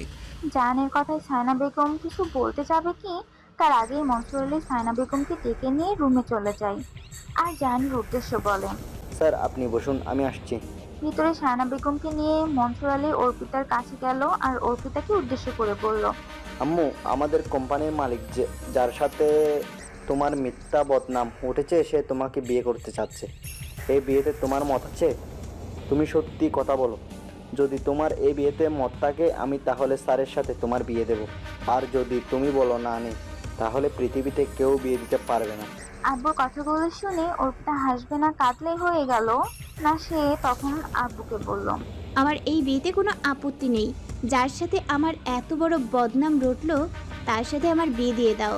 অন্তত সমাজের লোক কেউ আর কিছু বলতে পারবে না। সায়না বেগম কিছু বলতে চাইলে মনসুর আলী তাকে চুপ করিয়ে দেয়। তারপর কাজী ডেকে নিয়ে অর্পিতার সাথে জানের বিয়ে দিয়ে দেয়। বিদায়ের সময় অর্পিতা খুব কাঁদে। মনসুর আলী তার বুকে টেনে নেয়, কানে কানে বলে, তুই কাঁদিস না, তোর চোখে আমি জল সহ্য করতে পারি না আম্মু। স্যারের সম্পর্কে যেটা শুনেছি উনি খুব একটা খারাপ নয়, কেউ ওকে ভুল পথে ছলনা করেছে। তবে আমার বিশ্বাস তোর ভালোবাসা দিয়ে তুই ওকে ঠিকই রাস্তা দেখাবি, তুই সুখী হবি। দেখবি তোর আব্বু মিথ্যা কথা বলে না, উপরে আল্লাহ আছে, সেসব দেখতে পাচ্ছি। আমার এই মেয়েটা কত নিষ্পাপ। জানের সাথে অর্পিতার নতুন বধূরূপে দেখিয়ে ম্যানেজার শামসুর চেঁচিয়ে ওঠে আর বলে, স্যার আপনি মেয়েটা বিয়ে করেছেন, এই মেয়েটা একটা খারাপ। কথাটা শেষ করতে দিল না, তার আগেই জান বলল, মুখ সামলে কথা বলবে শামসুর। এই মেয়েটা আমার স্ত্রী, তাই কোনোভাবেই একে অসম্মান করবে না। জানের কথায় শামসুর চোখ নামিয়ে নেয়, মাথা নত করেন, তারপর বলেন, জি স্যার। কিছুক্ষণের মধ্যেই ঝড়ের বেগে ছুটে আসে মামনি বেগম। সে অর্পিতাকে জাহানের সাথে দেখে চিৎকার করে ওঠে আর বলে, এই তুই এখানে কি করছিস? আর তোদের শরীরে বিয়ের পোশাক কেন? তার মানে জায়ান, তুমি এই মেয়েটাকে বিয়ে করেছো? হ্যাঁ ভাবি, এ অর্পিতা আমার সহধর্মিণী। এই বাসায় তোমার যেমন সম্মান, ওরও একই সম্মান, তাই ওকে খুব অপমান করুক আমি চাই না। কিন্তু কোনো কিন্তু নয়, তুমি আম্মু আর ঝর্ণাকে ডাকো, অর্পিতাকে নিয়ে ভেতরে যাও। মামনি বেগম দেখলো সে সময় কিছু বলা ঠিক হবে না, তাই সে ভিতরে গিয়ে শাশুড়ি মা আর ননদকে ডেকে নিয়ে এলো। জায়ানের পাশে অর্পিতাকে দেখে সালমা বেগম জিজ্ঞাসা করলো, জায়ান তুই বিয়ে করছিস? হ্যাঁ আম্মু, এ তোমার ছোট বৌমা, এর নাম অর্পিতা। এর আব্বু আমাদের কোম্পানিতে কাজ করে। জায়ানের কথা সালমা বেগমের অর্পিতার দিকে তাকিয়ে দেখলো, কি নিষ্পাপ একটা মুখ দেখে সালমা বেগম মুগ্ধ হয়ে গেল। দুই হাত বাড়িয়ে অর্পিতাকে নিজের কাছে টেনে নিল আর বলল, কিন্তু কোথায় ছিলে মা এতদিন? আমি যে তোমাকে অনেক দিন থেকেই খুঁজছি। সালমা বেগমের এ কথাই কি ছিল কে জানে। অর্পিতা নিজেকে ধরে রাখতে পারলো না, সে সালমা বেগমকে জড়িয়ে ধরে কাঁদতে শুরু করলো। অর্পিতার কান্না দেখে মামনি বেগম মুখ ভেঙচাতে শুরু করলো। সেটা কেউ লক্ষ্য না করলেও ঝর্ণা করলো। সে তখন হাসতে হাসতে অর্পিতাকে উদ্দেশ্য করে বলল, ভাবি শুধু শাশুড়িদের জড়িয়ে ধরলে হবে? তোমার পাশে একটা ননদ আছে, তুমি দেখোনি? না এখন থেকে ননদদের সাথে ঝগড়া করবে ঠিক করেছো? ঝর্ণার কথা শুনে অর্পিতা একটু লজ্জা পেয়ে যায়। তারপর ঝর্ণাকে জড়িয়ে ধরে বলে, আমার এত মিষ্টি একটা ননদ, আমি কেন ঝগড়া করব? আমরা দুজনে খুব ভালো বন্ধু হব, খুব ভালো সাথী হব আমরা। আমি তোমায় চিনি আপু, তুমি তো বেলাপুর বান্ধবী, আমি ওদের বাসায় তোমাকে দেখেছি। ওহ তাই বুঝি? আমারও তো তোমাকে চেনা চেনা লাগছে। ভালোই হয়েছে তুমি আমার ভাবি হয়েছো। তুমি খুব মিষ্টি মেয়ে। আমার ভাইয়ার এত মিষ্টি খেলে না জানি এবার ডায়াবেটিস হয়ে যাবে। জানের বিয়েতে সবাই খুশি হলেও মামনি বেগমের মনে সুখ নেই। তার জন্য মনে হচ্ছে সে কিছু হারিয়ে ফেলেছে। আজকে জাহান আর অর্পিতার বাসর রাত। ফুলের শয্যায় বিছানায় অর্পিতা বসে অপেক্ষা করছে। রাত 12টা নাগাদ জাহান রুমে ঢুকে। অর্পিতা ওকে দেখে সালাম দেয় জাহানকে। মুখে বললেই হবে, পায়ে হাত দিতে হবে না? তোমার হাতটা দেখি। এই আংটিটা আজকে কিনলাম, জানতাম না তো। হঠাৎ করে বিয়ে হয়ে গেল। কত কি মনে মনে ভেবেছিলাম, কিন্তু কিছুই হলো না। যাক গে, যা হবার হয়েছে। চলো দুজনে নামাজ পড়ি, তারপর আমাদের নতুন জীবন আমরা শুরু করব। নামাজ শেষ হলে জাহান অর্পিতাকে বলে, অর্পিতা, তোমায় কিছু প্রশ্ন করি। তোমার বান্ধবী দিশার মুখ থেকে শুনলাম তুমি নাকি আমাকে ভালোবাসো। তা কবে থেকে ভালোবাসো? জাহানের কথায় অর্পিতা লজ্জা পায়। সে কিছু না বলে মাথা হেট করে নেয়। সেটা দেখে জাহান বলে, অত লজ্জা পেলে হবে না, আমি তোমার স্বামী। আজকে সবটাই তোমাকে বলতে হবে। বলো, কবে থেকে ভালোবাসো আমায়? অনেক দিন থেকে। তা অনেক দিন, সেটা কবে? আমি যখন স্কুলে ক্লাস 8-এ পড়ি তখন থেকে। সে তো অনেক দিনের কথা। তখন তুমি আমায় চিনতে? হ্যাঁ চিনতাম। তা কি করে? ঝর্ণা আপুর সাথে আপনাকে দেখেছিলাম আমার পাশের বাসায়। এক আপু, ঝর্ণা আপুর বান্ধবী, বেলা আপু তার নাম। ওদের বাসায় একটা অনুষ্ঠানে আপনি গিয়েছিলেন ঝর্ণা আপুর সাথে। ওখানেই আমি আপনার নাম শুনেছিলাম। আপনি নাকি একজন বিজনেসম্যান। তখনই আপনাকে আমার ভালো লেগে যাচ্ছে। আমার মনের কথা আমি কাউকে বলিনি, কিন্তু সেদিন খুব কষ্ট হচ্ছিল। আমার যেদিন অন্য ছেলের সাথে বিয়ের কথা হচ্ছিল, সেই কারণে আমি থাকতে না পেরে আমার বান্ধবী দিশাকে সব কথা বলি। তারপর দিশা সব ব্যবস্থা করে। আর সেদিন যে আমার সাথে সারা রাত ওই রুমে ছিলে তার জন্য কোনো অভিযোগ নেই তোমার? জানের কথা শুনে অর্পিতা জানের দিকে তাকিয়ে দেখে, তারপর বলে, আমার কোনো অভিযোগ নেই, কিন্তু কিছু মানুষ আমাদের ভুল বুঝছে। ওটা না করলেও চলতো। কারা এটা ঘটিয়েছে আমি জানি না। অর্পিতার কথা শুনে জান বলে, ওসব নিয়ে চিন্তা করতে হবে না, যা হয়েছে ভালোই হয়েছে। তা না হলে তোমার মতো সুন্দরী মেয়ের মনের কথা জানতাম কি করে? যে কেউ তো আছে যে আমার অগোচরে আমাকে এতটা ভালোবাসে। অর্পিত, একটা কথা বলি। হ্যাঁ বলুন না। সারা জীবন থাকবে তো আমার পাশে? কোনো অবস্থায় আমাকে ছেড়ে চলে যাবে না তো? কি বলছেন? আপনি কখনোই নয়। আপনি জানেন না আমি আপনাকে কতটা চাই। ছেড়ে যাওয়ার প্রশ্নই আসে না। জীবনে মরণে আমি আপনার সাথে থাকতে চাই। আপনার হাতে হাত রেখে অনেকটা পথ হাঁটতে চাই। অর্পিতার কথা শুনে জান একটু মুস্কি হাসে, তারপর অর্পিতাকে বলে, মনে থাকে যেন কথাটা। আর জানো তো, আজকে আমাদের বাসর রাত। বাসর রাতের স্বামী হিসেবে যেটুকু অধিকার আমি কি পেতে পারি? জানের কথা শুনে অর্পিতার মাথাটা লজ্জায় হিট করে নেয়। মৌনতা সম্মতির লক্ষণ, তাহলে আমি কি এগিয়ে যাব অর্পিতা? অর্পিতার সম্মতি পেয়ে জান অর্পিতাকে নিজের বুকের মধ্যে চেপে ধরে। ঠিক সেই সময় একটা কান্নার আওয়াজ আসে। অর্পিতা জান দুজনে চমকে যায়। অর্পিতাকে ছেড়ে দিয়ে জান সেখান থেকে ছুটে চলে যায়। গিয়ে দেখে তার ভাবি বিধবা পোশাক পরে কান্নাকাটি করছে। জান দেখে খুব রেগে যায় আর বলে, ভাবি, আমি তোমায় কি বলেছি তুমি এই পোশাক পরবে না? আম্মু দেখলে কান্নাকাটি করবে। জানের কথা শুনে মামনি বেগম রেগে যায় আর বলে, তোমার কি? তুমি তো নতুন বিয়ে করেছো, বউকে নিয়ে সুখে থাকো। আমার কথা এত তোমাকে ভাবতে হবে না। কথাটা বলে মামনি বেগম আরো জোরে চিৎকার শুরু করে দেয়। জান কোনো উপায় না দেখে মামনি বেগমের হাতটা ধরে ফেলে আর বলে, ভাবি তুমি শান্ত হও, তুমি এরকম করো না। আগে তুমি কথা দাও, তুমি যে কথা আমাকে দিয়েছিলে তুমি সেটা রাখবে। হ্যাঁ, আমি কথা দিয়েছি, সেই কথা আমি রাখবো। কি করে সম্ভব? তুমি তো বিয়ে করে ফেলেছো। বিয়ে করেছি বলে তোমাকে দেয়া কথাকে আমি ভুলে যাব? কথাটা বলে জান আল্লাহর উদ্দেশ্যে বলে, হে আল্লাহ, আমি ভাবিকে যে কথা দিয়েছি তা যেন করে পালন করতে পারি। যতদিন না আমি ভাইয়ার মৃত্যুর প্রতিশোধ নিতে পারছি ততদিন আমি আমার স্ত্রীর কাছে যাব না। না আমাদের মধ্যে কোনো স্বামী স্ত্রীর সম্পর্ক হবে, না আমি ওকে কখনো স্পর্শ করব না। অর্পিতা জানের পিছু পিছু এসেছিল। সে জানের এরকম প্রতিজ্ঞা করতে দেখে আটকানোর চেষ্টা করলো, কিন্তু জান কোনো কথা শুনলো না। কিন্তু মামনি বেগম অর্পিতার উদ্দেশ্যে একটা মেয়েকে কি হাসি দিল আর মনে মনে বলল, আমার ভালোবাসাকে তুই কেড়ে নিবি? আমি তা হতে দেব না। দেখ আমি তোর কি করি। যতক্ষণ না আমার কামনা পূর্ণ হচ্ছে ততক্ষণ আমার শান্তি নেই। অর্পিতা, তুমি আমার কাছে এসে বসো আর শোনো। আমি তোমাকে কতগুলো কথা বলছি, তুমি মন দিয়ে শুনবে। হ্যাঁ আম্মু, আপনি বলুন না। কথাটা বলে সালমা বেগম অর্পিতার হাত ধরে কাঁদতে থাকে আর বলে, তুমি কথা দাও অর্পিতা, আমার জায়ানকে তুমি আর ভুল করতে দেবে না। আমার ছেলে খারাপ নয়, ও খুব ভালো ছেলে, খুব দয়ালু ছেলে আমার। কিন্তু এই মহিলা আমার ছেলেকে বিপথে চালনা করছে। এই বড় ভাবি মামনি বেগম খুব ভালো মেয়ে ছেলে নয়, একজন ষড়যন্ত্রকারী। আমার সংসারে অনেক ক্ষতি করেছে। বিয়ের 2 মাসের মাথায় আমার বড় ছেলের কোথায় হারিয়ে গেছে আজও তার সন্ধান পাওয়া যায়নি। আর আমার ছোট ছেলে জায়ান তার মাথাটা চিবিয়ে খাচ্ছে, তাকে দিয়ে জঘন্য কাজ করাচ্ছে। জায়ান বুঝতে পারছে না ওর বড় ভাবি মুখোশের আড়ালে একটা শয়তান। তার তোমার বলছি, তুমি ভালোবাসা দিয়ে আমার ছেলেকে ফিরিয়ে নিয়ে আসো। ওকে আমার ভুল করতে দিও না, ও যেন আর কাউকে খুন না করে। শাশুড়ি কান্না দেখে অর্পিতার খুব কষ্ট হয়, কিন্তু সে কি করবে?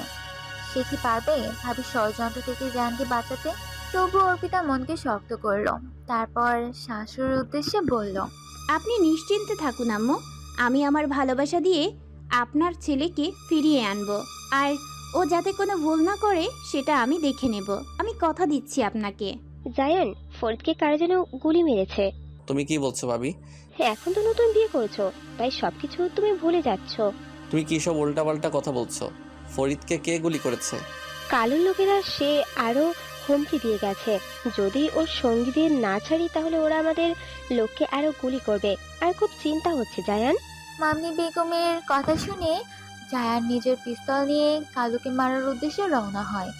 অর্পিতা ছুটে এসে জায়ানকে আটকানোর চেষ্টা করে আর বলে, আপনি যাবেন না জায়ান, আমার দিব্যি, আপনাকে আমি আর কাউকে মারতে দেব না।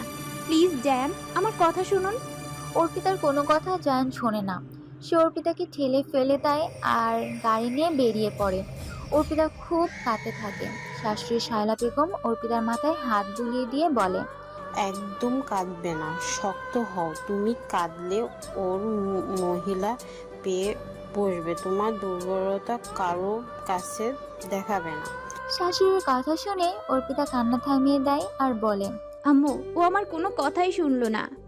শুনবে, আমার ছেলে তোমার কথা শুনবে। ওর চোখে আমি তোমার প্রতি ভালোবাসা দেখেছি। তুমি হাল ছেড়ো না, ওর মহিলার কাছে থেকে তোমার স্বামীকে তোমাকে ফিরিয়ে আনতে হবে। জায়ান কালুর জামার কলার ধরে বলে, শালা তোর ক্ষমতা কি করে হলো আমার লোককে গুলি করার? কালু কিছু বলতে চেয়েছিল কিন্তু চান্স সুযোগ দিল না, তাকে নিজের পিস্তল দিয়ে গুলি করে মেরে দিল। জায়ানের এই রূপ দেখে উপস্থিত সকলে ভয় পেয়ে গেল যে রেগে গেলে জায়ান কতটা ভয়ঙ্কর হতে পারে। মিতালি, তোর সাথে একটা জিনিস চাইবো, দিবি? কি জিনিস ভাইয়া? আগে দিবি নাকি বল? তুই তো আমার লক্ষ্মী বোন, তোর ভাইয়া কষ্টে আছে, তুই নিশ্চয়ই না করবি না? আমি বুঝতে পেরেছি, ঝর্ণা তোমায় ফোন করেনি? না, যাবার সময় আমার ফোন নাম্বার দিয়েছিলাম, কিন্তু দেখছি ফোন করেনি। ঠিক আছে, আমি নাম্বার দিচ্ছি, তুমি কথা বলে নাও ঝর্ণার সাথে। তারপর কুশন মিতালির কাছ থেকে নাম্বার নিয়ে ঝর্ণাকে ফোন করে, কিন্তু ঝর্ণা রান্না করে ব্যস্ত থাকায় অর্পিতা ফোন ধরে আর রিসিভ করে বলে, হ্যালো, আসসালামু আলাইকুম, কে বলছেন? ওয়ালাইকুম আসসালাম, এটা কি ঝর্ণার নাম্বার? হ্যাঁ, এটা আপুর ফোন। আপু একটু রান্নাঘরে আছে, আমি ওর ছোট ভাবি বলছি। কি দরকার আমাকে বলতে পারেন। আমার একটু ওর সাথে দরকার। দাঁড়ান ভাইয়া, আমি রান্নাঘরে যাচ্ছি। রান্নাঘরে অর্পিতা ফোনটা নিয়ে যায়, তারপর ঝর্ণাকে উদ্দেশ্য করে বলে, আপু, তোমার ফোন এসেছে, বলছে খুব দরকার। কে ফোন করেছে? আমি ঠিক জানি না। তুমি নাম জিজ্ঞাসা করো আর কোথা থেকে বলছে জানতে চাও। এই স্পিকারটা জোরে দাও, দেখছো না আমি এখন ব্যস্ত। হ্যালো ভাইয়া, আপনার নাম কি আর কোথা থেকে বলছেন? আমার নাম প্রসূন চৌধুরী, আমি ইন্সপেক্টর দেখে থেকে বলছি। আমি আপনার ননদের বান্ধবী মিতালির বড় ভাইয়া। ফোনের ওপাশ থেকে প্রশ্নের কণ্ঠস্বর। ঝর্ণা থেমে যায়, তারপর দেখে অর্পিতা বলে, কি হলো আপু, এভাবে থেমে গেলে কেন? না, কিচ্ছু হয়নি, তুমি একটু দেখো, আমি আসছি। ঝর্ণা আজকে ইউটিউব দেখে রান্নার রেসিপি শিখেছে, সেটা তৈরি করছিল। কুশনের ফোন আসায় সে তার কাজে মন দিতে পারেনি। ফোনটা অর্পিতার কাছ থেকে নিয়ে নিজের রুমে চলে যায়, তারপর রিসিভ করে বলে, আসসালামু আলাইকুম ভাইয়া, ভালো আছে? ওয়ালাইকুম আসসালাম। আমি প্রথমত তোমার ভাইয়া নই, তাই ভাইয়া বলে আমাকে ডাকবে না। কুশনের মুখে এই কথা শুনে ঝর্ণা থমকে যায়, তারপর বলে, কিন্তু আপনি তো মিতালির ভাইয়া। তো মিতালির ভাইয়া তো কি হয়েছে, তোমার তো নয়। আর তোমার কি হতে চাই তুমি সেটা খুব তাড়াতাড়ি বুঝে যাবে। তোমার তো ফোন করার কথা ছিল আমাকে, ফোন করনি কেন? ভাইয়া আসলে একটু ব্যস্ত ছিলাম, তাই মনে ছিল না। মনে ছিল না? না অ্যাভয়েড করেছো? ভুল বুঝবেন না, ঠিক তা নয়। তবে কি? কিছু নয়। কিছুদিনের মধ্যে আমি ছুটি নিয়ে বাসায় যাব, আর তখন আমি তোমার সাথে দেখা করব। কোনো অজুহাত দিতে পারবে না। যদি না পছন্দ করো সেটাও জানিয়ে দিবে, আর যদি পছন্দ করো সেটাও জানাবে। আমি ঠিকানা তোমায় বলে দিব। যদি ওই জায়গায় আসো তাহলে জানবো তুমি আমায় ভালোবাসো, তা না হলে আমার ধারণা ভুল। তোমার চোখের মধ্যে আমার ভালোবাসা খুঁজে পেয়েছি, তাই এ কথা বলছি। তোমরা মেয়েরা বড্ড লাজুক, কিন্তু আমাদের ছেলেদের অত লাজুক হতে গেলে হবে না। তাই কাজটা আমি খুব সহজ করে দিলাম। বুঝতে পেরেছেন ম্যাডাম? এখন রাখছি, পরে ফোন করব। ফোন করলে তুলবে, না হলে খুব খারাপ হবে। পুলিশ অফিসারকে প্রেমের জালে ফাঁসানোর শাস্তি তোমাকে পেতে হবে। ঝর্ণা ভেবেছিল কিছু বলবে কুশনের এই কথা শুনে, কিন্তু ঝর্ণা কিছু বলতে পারলো না। কোথায় একটা কুশনের প্রতি ভালো লাগা ওর মনে তৈরি হয়েছে, তাই হয়তো সে সেই মুহূর্তে নীরবতা পালন করেছে। ওর কণ্ঠ দিয়ে কোনো কথা বের হচ্ছে না। এটাই হয়তো ভালোবাসার লক্ষণ। শামসুর, তোমাকে যে কাজটা দিয়েছি সেটা করবে। বড়ভাবে কি করে সম্ভব যদি ছোট ভাইরা কিছু জেনে যায়? কিচ্ছু জানবে না। তুমি যেভাবেই হোক ওই মেয়েকে জায়ানের জীবন থেকে সরিয়ে দাও। আমার এতদিনের সাধনা আমি সেটা নষ্ট করতে পারি না। একটা মেয়ে সেভাবে আমার জীবনের সব স্বপ্নগুলো শেষ করে দেবে, আমি সেটা সহ্য করতে পারবো না। আমি জায়ানকে ভালোবাসি, আর ওর মধ্যেও আমার প্রেমিক রাতুলকে আমি খুঁজে পেয়েছি, যার মৃত্যুর জন্য জায়ানের বড় ভাই জিসান দায়ী ছিল। হতে পারে সেটা দুর্ঘটনা, কিন্তু আমি সেই মৃত্যুকে ভুলতে পারিনি। আমি জিসানের প্রেমের জালে ফাঁসি, তারপর জিসানের সঙ্গে যখন আমি জায়ানকে দেখি, তখন আমি রাতুলকে খুঁজে পাই। তখন আমি ঠিক করিনি বিয়ের পর যেভাবেই হোক জিসানকে আমি মেরে ফেলবো। তাই তো সেদিনকে ওই গোপন জায়গায় ওকে আমি নিয়ে গিয়েছিলাম, যাতে ও কখনো ফিরে না আসতে পারে। তারপর বাসায় এসে আমি মিথ্যা নাটক করি আর সকলকে বলি খুঁজে পাওয়া যাচ্ছে না। একমাত্র জায়ান জিসানের লাশ দেখেছিল। ওর আম্মু কান্নাকাটি করবে বলে জায়ান বাসায় কিছুই জানায়নি। মামনি বেগম সে সময় জায়ানকে দিয়ে তার ফায়দা লুটার চেষ্টা করে, যেটা জায়ানের আম্মু ও বোন বুঝতে পারে। কিন্তু জায়ান জানে না, বিয়ের 2 মাসের মাথায় বিধবা হয়ে যাওয়ার জন্য ভাবির প্রতি শ্রদ্ধা জায়ানের সবসময় একটু বেশি। তাছাড়া জায়ান জানে না তার ভাবির ষড়যন্ত্র করে তার ভাইকে মেরেছে কেবলমাত্র তাকে পাবার জন্য। কিন্তু জিসান রাজনীতির সাথে যুক্ত ছিল, তাই মামনি বেগম জায়ানকে সবসময় বুঝিয়েছে যে এই জন্য জিসান মারা গেছে। আর কিছু লোককে সে চক্রান্তের জন্য মোহরানা বানিয়েছে। জিসান তখন নিজের কোম্পানির কাজে ব্যস্ত ছিল, তাই এইসব বিষয়ে তার মন ছিল না। কিন্তু ভাইয়ার মৃত্যুর পর সে পুরোপুরি বদলে যায়। চেষ্টা করে কিভাবে ভাইয়ার মৃত্যুর প্রতিশোধ নেওয়া যায় আর ভাবিকে খুশি করা যায়। আস্তে আস্তে সে একজন নামকরা মাফিয়া হয়ে ওঠে। শায়লা বেগম চায়নি জিসান এসব কাজ করুক, তাই সে সর্বদা জায়ানকে চেষ্টা করেছে সংযত রাখার। কিন্তু মামনি বেগম সর্বদা তার মনে বিষ ঢেলেছে। অর্পিতা, আমি একটা কথা বলবো, তুমি রাখবে? আমি চেষ্টা করব। দেখো অর্পিতা, কিছুক্ষণের জন্য আমাকে তুমি তোমার আম্মু মনে করবে না, একজন বন্ধু মনে করবে। আর আমি সেই হিসাবে তোমাকে কিছু সাজেশন দেব, সেটা তোমাকে মেনে চলতে হবে। তুমি পারবে। অর্পিতা বুঝতে পারে না সালমা বেগম কি বলবে, তাই সে সালমা বেগমের দিকে তাকিয়ে থাকে। তারপর বলে, আপনি বলুন আম্মু, আমি শুনবো।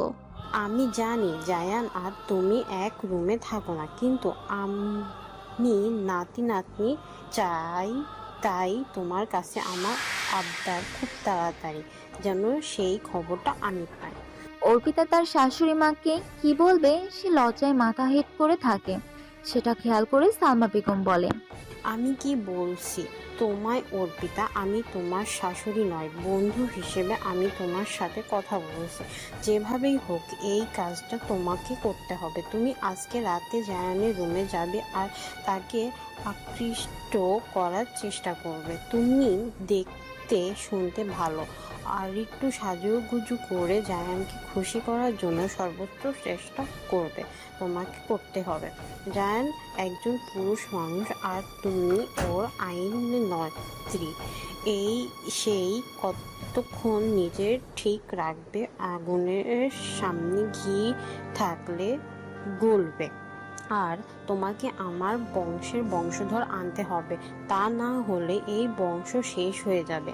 আমার স্বামীর, আমার শ্বশুরের এই বংশ কেউ শেষ করে দিক, এটা আমি চাই না। তুমি একমাত্র আমার অস্ত্র, যে জায়ানকে সব দিক থেকে সুখে রাখতে পারবে আর এই বংশের মান সম্মান সব রক্ষা করতে পারবে। তোমার বড় জি মামনি এই ভয়ঙ্কর মহিলা, তোমার ওর কাছ থেকে আমার স্বামীকে ছিনিয়ে আনতে হবে। তোমাকে আজকে রাতে এই কাজটা করতে হবে। দেখবে বাচ্চা হয়ে গেলে জায়ান পুরোপুরি বদলে যাবে। কিন্তু আম্মু, ও তো প্রতিজ্ঞা করেছে, কি করে সম্ভব? সব সম্ভব, আর তুমি পারবে। জায়ান প্রতিজ্ঞা করার পর থেকে অর্পিতার সাথে এক রুমে থাকে না, সে আলাদা রুমে থাকে। কিন্তু সেদিন শাশুড়ির কথা মতো অর্পিতা রাতের বেলা সেজেগুজে জায়ানের রুমে যায়। জায়ান রুম বন্ধ করে শুয়ে না, তাই খুব সহজেই অর্পিতা জায়ানের কাছে পৌঁছাতে পারে। রাত তখন 1টা। জায়ান তখন ল্যাপটপে কাজ করছিল। অর্পিতা জায়ানের পাশে গিয়ে বসে। জায়ান একটু অন্যমনস্ক ছিল, সে খেয়াল করেনি। তারপর একটা মিষ্টি গন্ধ তার নাকে আসে। সে দেখে পাশে অর্পিতা। জায়ান একটু চমকে যায়। তারপরে সে অর্পিতাকে বলে। অর্পিতা, তুমি এখানে? জায়ানের কথা শুনে অর্পিতা বলল, আমার খুব ভয় করছে, আমি একা শুতে পারছিলাম না, সেই জন্য আপনার কাছে চলে এসেছি। আজকে রাত্রে আমি আপনার সাথে থাকবো। সম্ভব নয় অর্পিতা, তুমি আমুর রুমে, না হলে ঝর্ণার রুমে চলে যাও। না, আমি কারো রুমে যাব না, আজকে আমি আপনার সাথেই থাকবো। জায়ান ল্যাপটপটা বন্ধ করে দেয়। তারপর অর্পিতাকে ধরে তোলে আর নরম সুরে বলে, আমি বুঝতে পারছি তোমার কষ্ট হচ্ছে, কিন্তু খুব বেশি দিন কষ্ট করতে হবে না। খুব তাড়াতাড়ি তোমার ইচ্ছা পূরণ হবে। শুধু আমার ভাইয়ের। অর্পিতা কথাটা বলতে দিল না। সে জায়ানের ঠোঁটে ঠোঁট দিল। জায়ানকে জড়িয়ে ধরে বিছানার মধ্যে তাকে আদর করতে থাকলো। জায়ান পুরুষ মানুষ, সে কতক্ষণ নিজেকে ধরে রাখবে? সে পারছিল না। সেও সবকিছু ভুলে অর্পিতাকে নিজের বাহুডোরে আবদ্ধ করে নিল। অর্পিতাকে আদরে আদরে ভরিয়ে দিতে লাগলো। তাদের আদর যখন চূড়ান্ত পর্যায়ে, ঠিক সেই সময় তারা একটা শব্দ শুনতে পায়। কিন্তু অর্পিতা জায়ানকে নিজের বুকের মধ্যে জড়িয়ে ধরে। সে জায়ানকে ছাড়তে চায় না। অর্পিতা বুঝতে পারে এটা নিশ্চয়ই ওর ভাবির কাজ, তাই অর্পিতা তার সর্বশক্তি দিয়ে জায়ানকে নিজের মধ্যে চেপে ধরে। জায়ান কিছুক্ষণের জন্য সবকিছু ভুলে যায়। এদিকে মামনি বেগম ছটফট করতে থাকে। সে বুঝতে পারে জায়ানের রুমে নিশ্চয়ই অর্পিতা এসেছে, তাই সে নাটক করে। কিন্তু পাশ থেকে শালা বেগম মামনির উদ্দেশ্য করে বলে, এখানে দাঁড়িয়ে তুমি কি করছো? শালা বেগমের কথা শুনে মামনি বেগম চমকে যায়। সে ভাবতে পারেনি এত রাতে তার শাশুড়ি জেগে আছে, কারণ সে জানেন তার শাশুড়ি ঘুমের বড়ি খেয়ে শোয়। কিন্তু সাহামা বেগম সেদিন সতর্ক ছিল, সে ঘুমের বড়ি খায়নি। মামনি বেগম তখন আমতা আমতা করে বলে, এখানে এমনি দাঁড়িয়ে আছি আম্মু। এটা তো জায়ানের রুম, তুমি এখানে কি করছো? পানি পানি খেতে এসেছিলাম। ও, তো রান্নাঘরে। আপনি এখানে কি করছেন? আপনি তো ঘুমের বড়ি খেয়ে ঘুমান, তাহলে এখনো জেগে আছেন? আজকে বড়ি খাইনি। আমাকে অর্পিতা কথা দিয়েছে ও আমাকে নাতি নাতনির উপহার দেবে, তাই সে আনন্দে আমার ঘুম আসেনি। তুমি যাও, রুমে চলে যাও, গিয়ে ঘুমিয়ে পড়ো। ওরা স্বামী স্ত্রী একসাথে আছে, অর্পিতার অধিকার আছে জায়ানের রুমে থাকা। মামনি বেগম আর কি করবে, কোনো উপায় না পেয়ে সে নিজের রুমে চলে যায়। তারপর নিজের হাতের শিরা কেটে আত্মহত্যা করার চেষ্টা করে। আমি জানতাম তুমি আসবে। কি করব, না এসে উপায় আছে? কি খাবে বলো? মিতালি কোথায়? ভাইয়া ভাবি প্রেম করবে, সেখানে মিথিলেশা কি করবে? আজকে পুষণ একটা রেস্টুরেন্টে ঝর্ণার সাথে দেখা করতে এসেছে। পুষণ বাসায় ফেরার আগে ঝর্ণাকে ফোন করেছিল, যদি তুমি আসো আমার সাথে দেখা করতে তবে বুঝবো তুমি আমার চাও। ঝর্ণা জানে তার ছোট ভাইয়া ভীষণ রাগী, তাই নিজের সাথে লড়াই করে পুষণের সাথে দেখা করতে এসেছে। মন থেকে সেও পুষণকে পছন্দ করে। তারপর ম্যাডাম চুপচাপ কেন? কি বলবো? একটা সত্যি কথা বলো। হ্যাঁ বলুন। কেউ কি লাইফে আছে? কেউ যদি থাকে আপনি কি আসবেন না? উচিত কে আসা? না, কেউ নেই। অন্তত 20 বছর বয়সী জীবনে এখনো পর্যন্ত কেউ আসেনি মানে সেভাবে কারো প্রতি কোনো ফিলিংস দেখতে পাইনি। আমার প্রতি তোমার কেমন ফিলিংস আসছে? জানি না। আর কিছু বলতে হবে না, আমার উত্তর পেয়ে গেছি। তুমি এবার আসতে পারো। পুষণের কথা শুনে ঝর্ণা পুষণের দিকে তাকায়, তারপর বলে, কি বলছেন কি আপনি? I love you. পুষণের কথা শুনে ঝর্ণার লজ্জায় মাথা নত করে নেয়। সেটা লক্ষ্য করে পুষণ বলে, এই তুমি কিছু বললে না কেন? কি বলবো? I love you too. খুব আশা নিয়ে, অনেক স্বপ্ন নিয়ে আজকে তোমার মুখোমুখি হয়েছিলাম। আমি জানতাম তুমি আমার নিরাশ করবে না, তাই আল্লাহকে একবার ধন্যবাদ জানাই। আমার লাইফে তোমাকে ওয়েলকাম। এই মনে তুমি শুধু রাজত্ব করবে। ধন্যবাদ ঝর্ণা। আর একবার বলি, আই লাভ ইউ। সেদিনই জায়ানের রুমে অর্পিতাকে দেখে মামনি বেগম ঠিক থাকতে পারে না, সে আত্মহত্যা করার চেষ্টা করে। সকালবেলা জায়ানের রুমে বাসা কাজের বুয়া ডাকি বলে মামনি বেগম হাতে শিরা কেটে আত্মহত্যা করার চেষ্টা করেছে। জায়ান তখন দেখে বিছানায় মামনি বেগম এলোমেলো অবস্থায় শুয়ে আছে, আর তার হাত দিয়ে তখনও রক্ত পড়ছে। জায়ান চিৎকার করে ওঠে। সে মামুনি বেগমকে কোলে নিয়ে হসপিটালের উদ্দেশ্যে রওনা হয়। হাতে মোট 6টা সেলাই পড়ে। কিছুদিন পর মামুনি বেগম সুস্থ হলে জায়ান বলে, বলো না ভাবি, তুমি কেন এই কাজ করলে? তুমি আমায় কি কথা দিয়েছিলে? আমি তো বলছি ভাইয়ার খুনিকে আমি ধরবো আর তাকে আমি কঠিন শাস্তি দেব। তুমি বোঝার চেষ্টা করো অর্পিতা, আমার স্ত্রী, তার অধিকার আছে। আমি তাকে কি করে ফিরিয়ে দিই বলো? সে তো ভালোবেসে আমাকে বিয়ে করেছে। সে অনেক দিন থেকে আমাকে ভালোবাসে, আমি জানতাম না। চুপ করো, সব পুরুষই সমান। আমি তোমাকে একটু অন্য চোখে দেখেছিলাম, তুমিও নিজেকে ধরে রাখতে পারলে না। 1 নম্বর লোভী পুরুষ কোথাকার। তোমার চোখেও কামনা ছিল, তুমি ভুলে গেলে আমার দুঃখ। তুমি কথা দিয়েছিলে তোমার ভাইয়ের খুনিকে তুমি ধরবে, সে না করে নিজের স্ত্রীর সাথে বেড শেয়ার করছো। লজ্জা করে না এই তোমার পুরুষত্ব? মামুনি বেগমের কথায় জায়ান খুব লজ্জা পায় আর বলে, ভাবি আর ভুল হবে না, আমায় ক্ষমা করে দাও। এর জন্য আমি অর্পিতাকে শাস্তি দেব। আমি তোমাকে কথা দিচ্ছি, আমার লাইফে অর্পিতার কোনো ভূমিকা থাকবে না। ঠিক আছে, তাহলে ওকে 1 বছরের জন্য ওর বাপের বাড়ি পাঠিয়ে দাও, এটাই হবে তোমার ক্ষমা। জায়ান দোটানায় পড়ে যায়। কি করবে? এদিকে বড় ভাবি তাকে সে কথা দিয়েছে, আর ওদিকে বিয়ে করা বউ। জায়ান বুঝতে পারছে অর্পিতার কাছে থাকলে তাহলে সে আর নিজেকে ধরে রাখতে পারবে না, আবার ভুল করবে। যেভাবে হোক অর্পিতাকে দূরে সরাতেই হবে। ভাবি তো মাত্র 1টা বছর সময় চেয়েছে, আর আমি 1 বছরের মধ্যে ভাইয়ের খুনিকে বের করব। তাহলে তখন আর সমস্যা হবে না, অর্পিতা আমারই থাকবে। ছোট ভাবি, তোমাকে আমার অনেক কিছু বলার আছে। হ্যাঁ বলো না, কি বলবো? ছাদে যাবে? ছাদে চলো, এই বিকেলবেলা ছাদে আমার ভালো লাগে। সেই জন্যই তো বললাম, তোমার মনের কত কথা আমি বুঝি বলো। তুমি আমার বেস্ট ভাবি। কিছুদিন লক্ষ্য করছি আমার ননদের হাসি মুখটা। কেন গো, কেউ কি এসেছে জীবনে? জীবনে বসন্ত এসেছে। তাই বুঝি? তা কে সে ভাগ্যবান? ছাদে চলো বলছি। তারপর দুজনেই ছাদে যায়। ঝর্ণা অর্পিতাকে বলে, ভাবি কিছুদিন আগে একদিন ফোন করেছিল, তোমার মনে আছে? আমি রান্নাঘরে ব্যস্ত ছিলাম বলে তোমায় ফোনটা রিসিভ করতে বলেছিলাম। অর্পিতা চোখ বুঝে মনে করার চেষ্টা করলো, তারপর বলল, হ্যাঁ মনে পড়েছে, তোমার বান্ধবী ভাইয়া। হ্যাঁ, ও ছুটিতে বাসায় এসেছে আর আমায় বলেছিল একটা রেস্টুরেন্টে দেখা করার কথা। আমি গিয়েছিলাম। তারপর কি হলো? কি বলি বলো তো? কুচকুচ হতা হে। কথাটা বলে ঝর্ণা অর্পিতাকে হেসে ওঠে। দুজনেই হাসির শব্দ শুনে জায়ান ছাদে আসে, দেখে অর্পিতা খুব হাসছে। জায়ান ভাবে সে কিছু বলবে, কিন্তু অর্পিতার হাসি মাখা মুখ দেখে তার সাহস হলো না। সে ফিরে গেল। রাতের বেলা অর্পিতা জায়ানের রুমে এলো। জায়ান অর্পিতাকে বলে, তুমি আর এই রুমে আসবে না অর্পিতা। কেন? সেদিন তোমার সাথে যেটা করলাম সেটা ঠিক হয়নি। কেন ঠিক হয়নি? তোমার এখন বয়স কম, এখনো পড়াশোনা শেষ হয়নি, সেজন্য বলছিলাম তুমি এক কাজ করবে।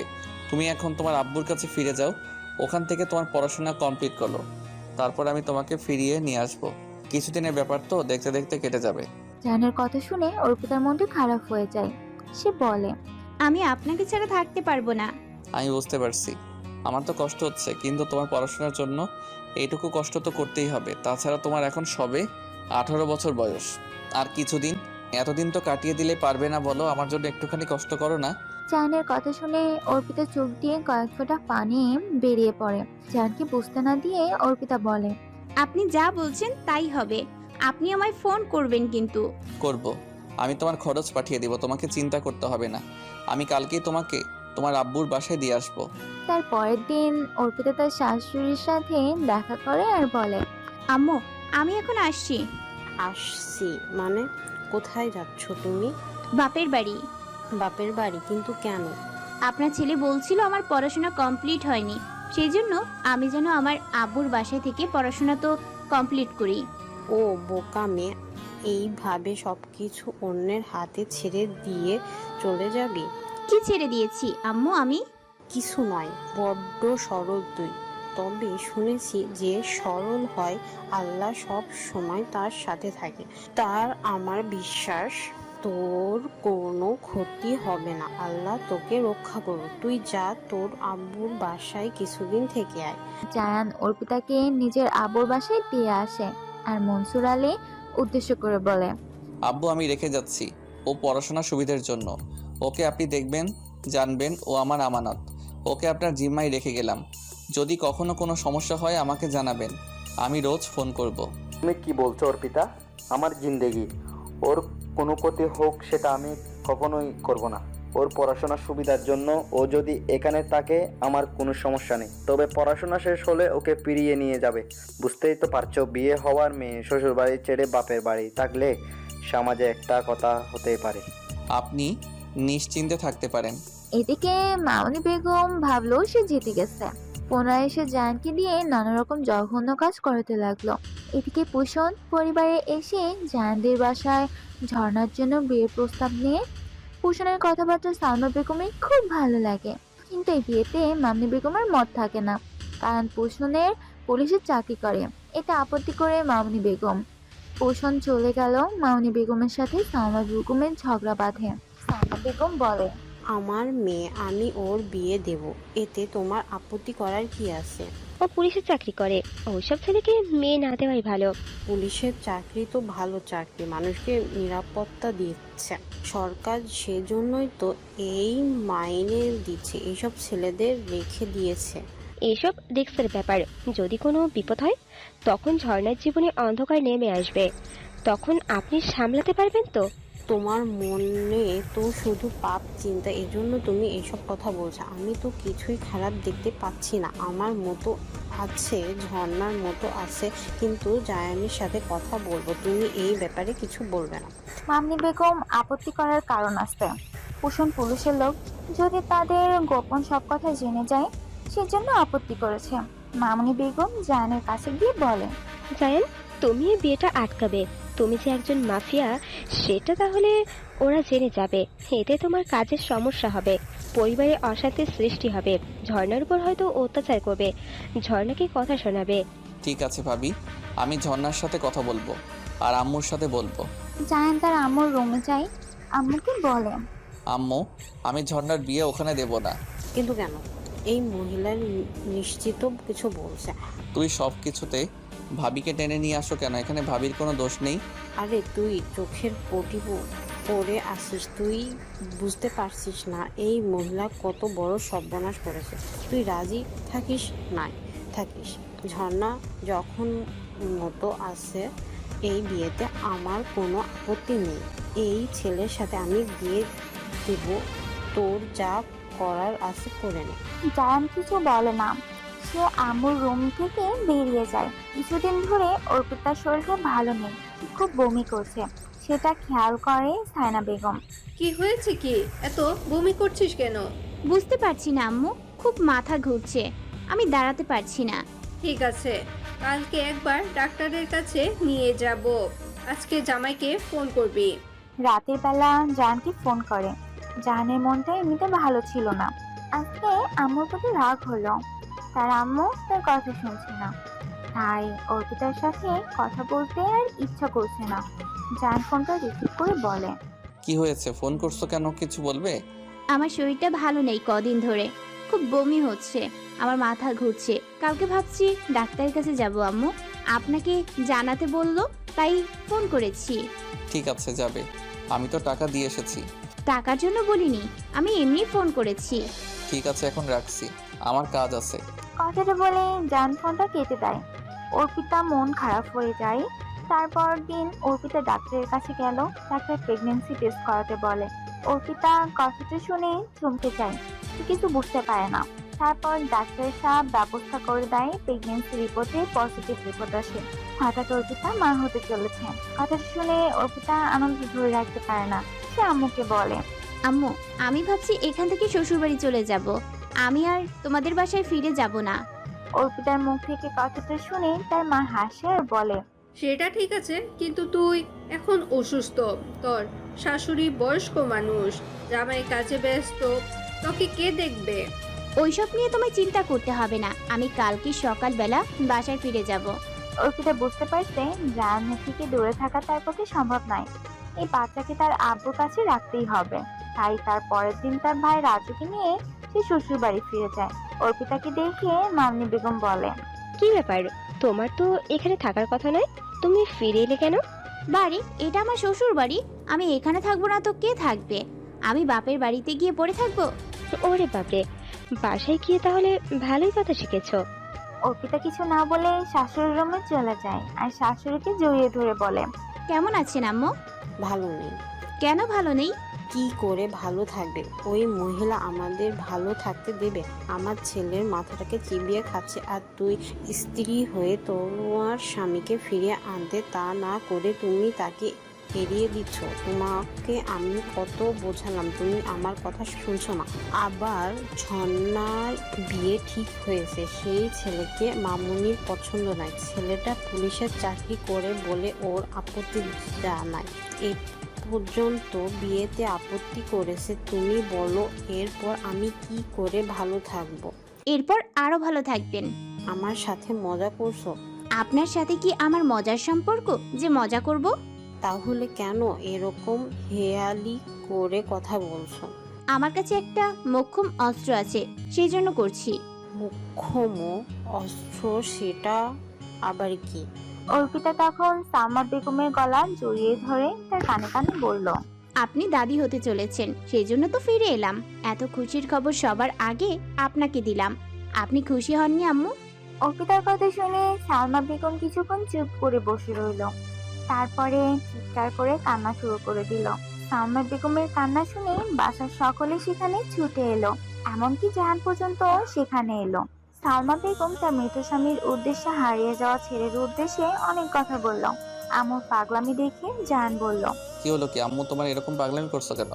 জাহানের কথা শুনে সালমা বেগম রেগে গেল।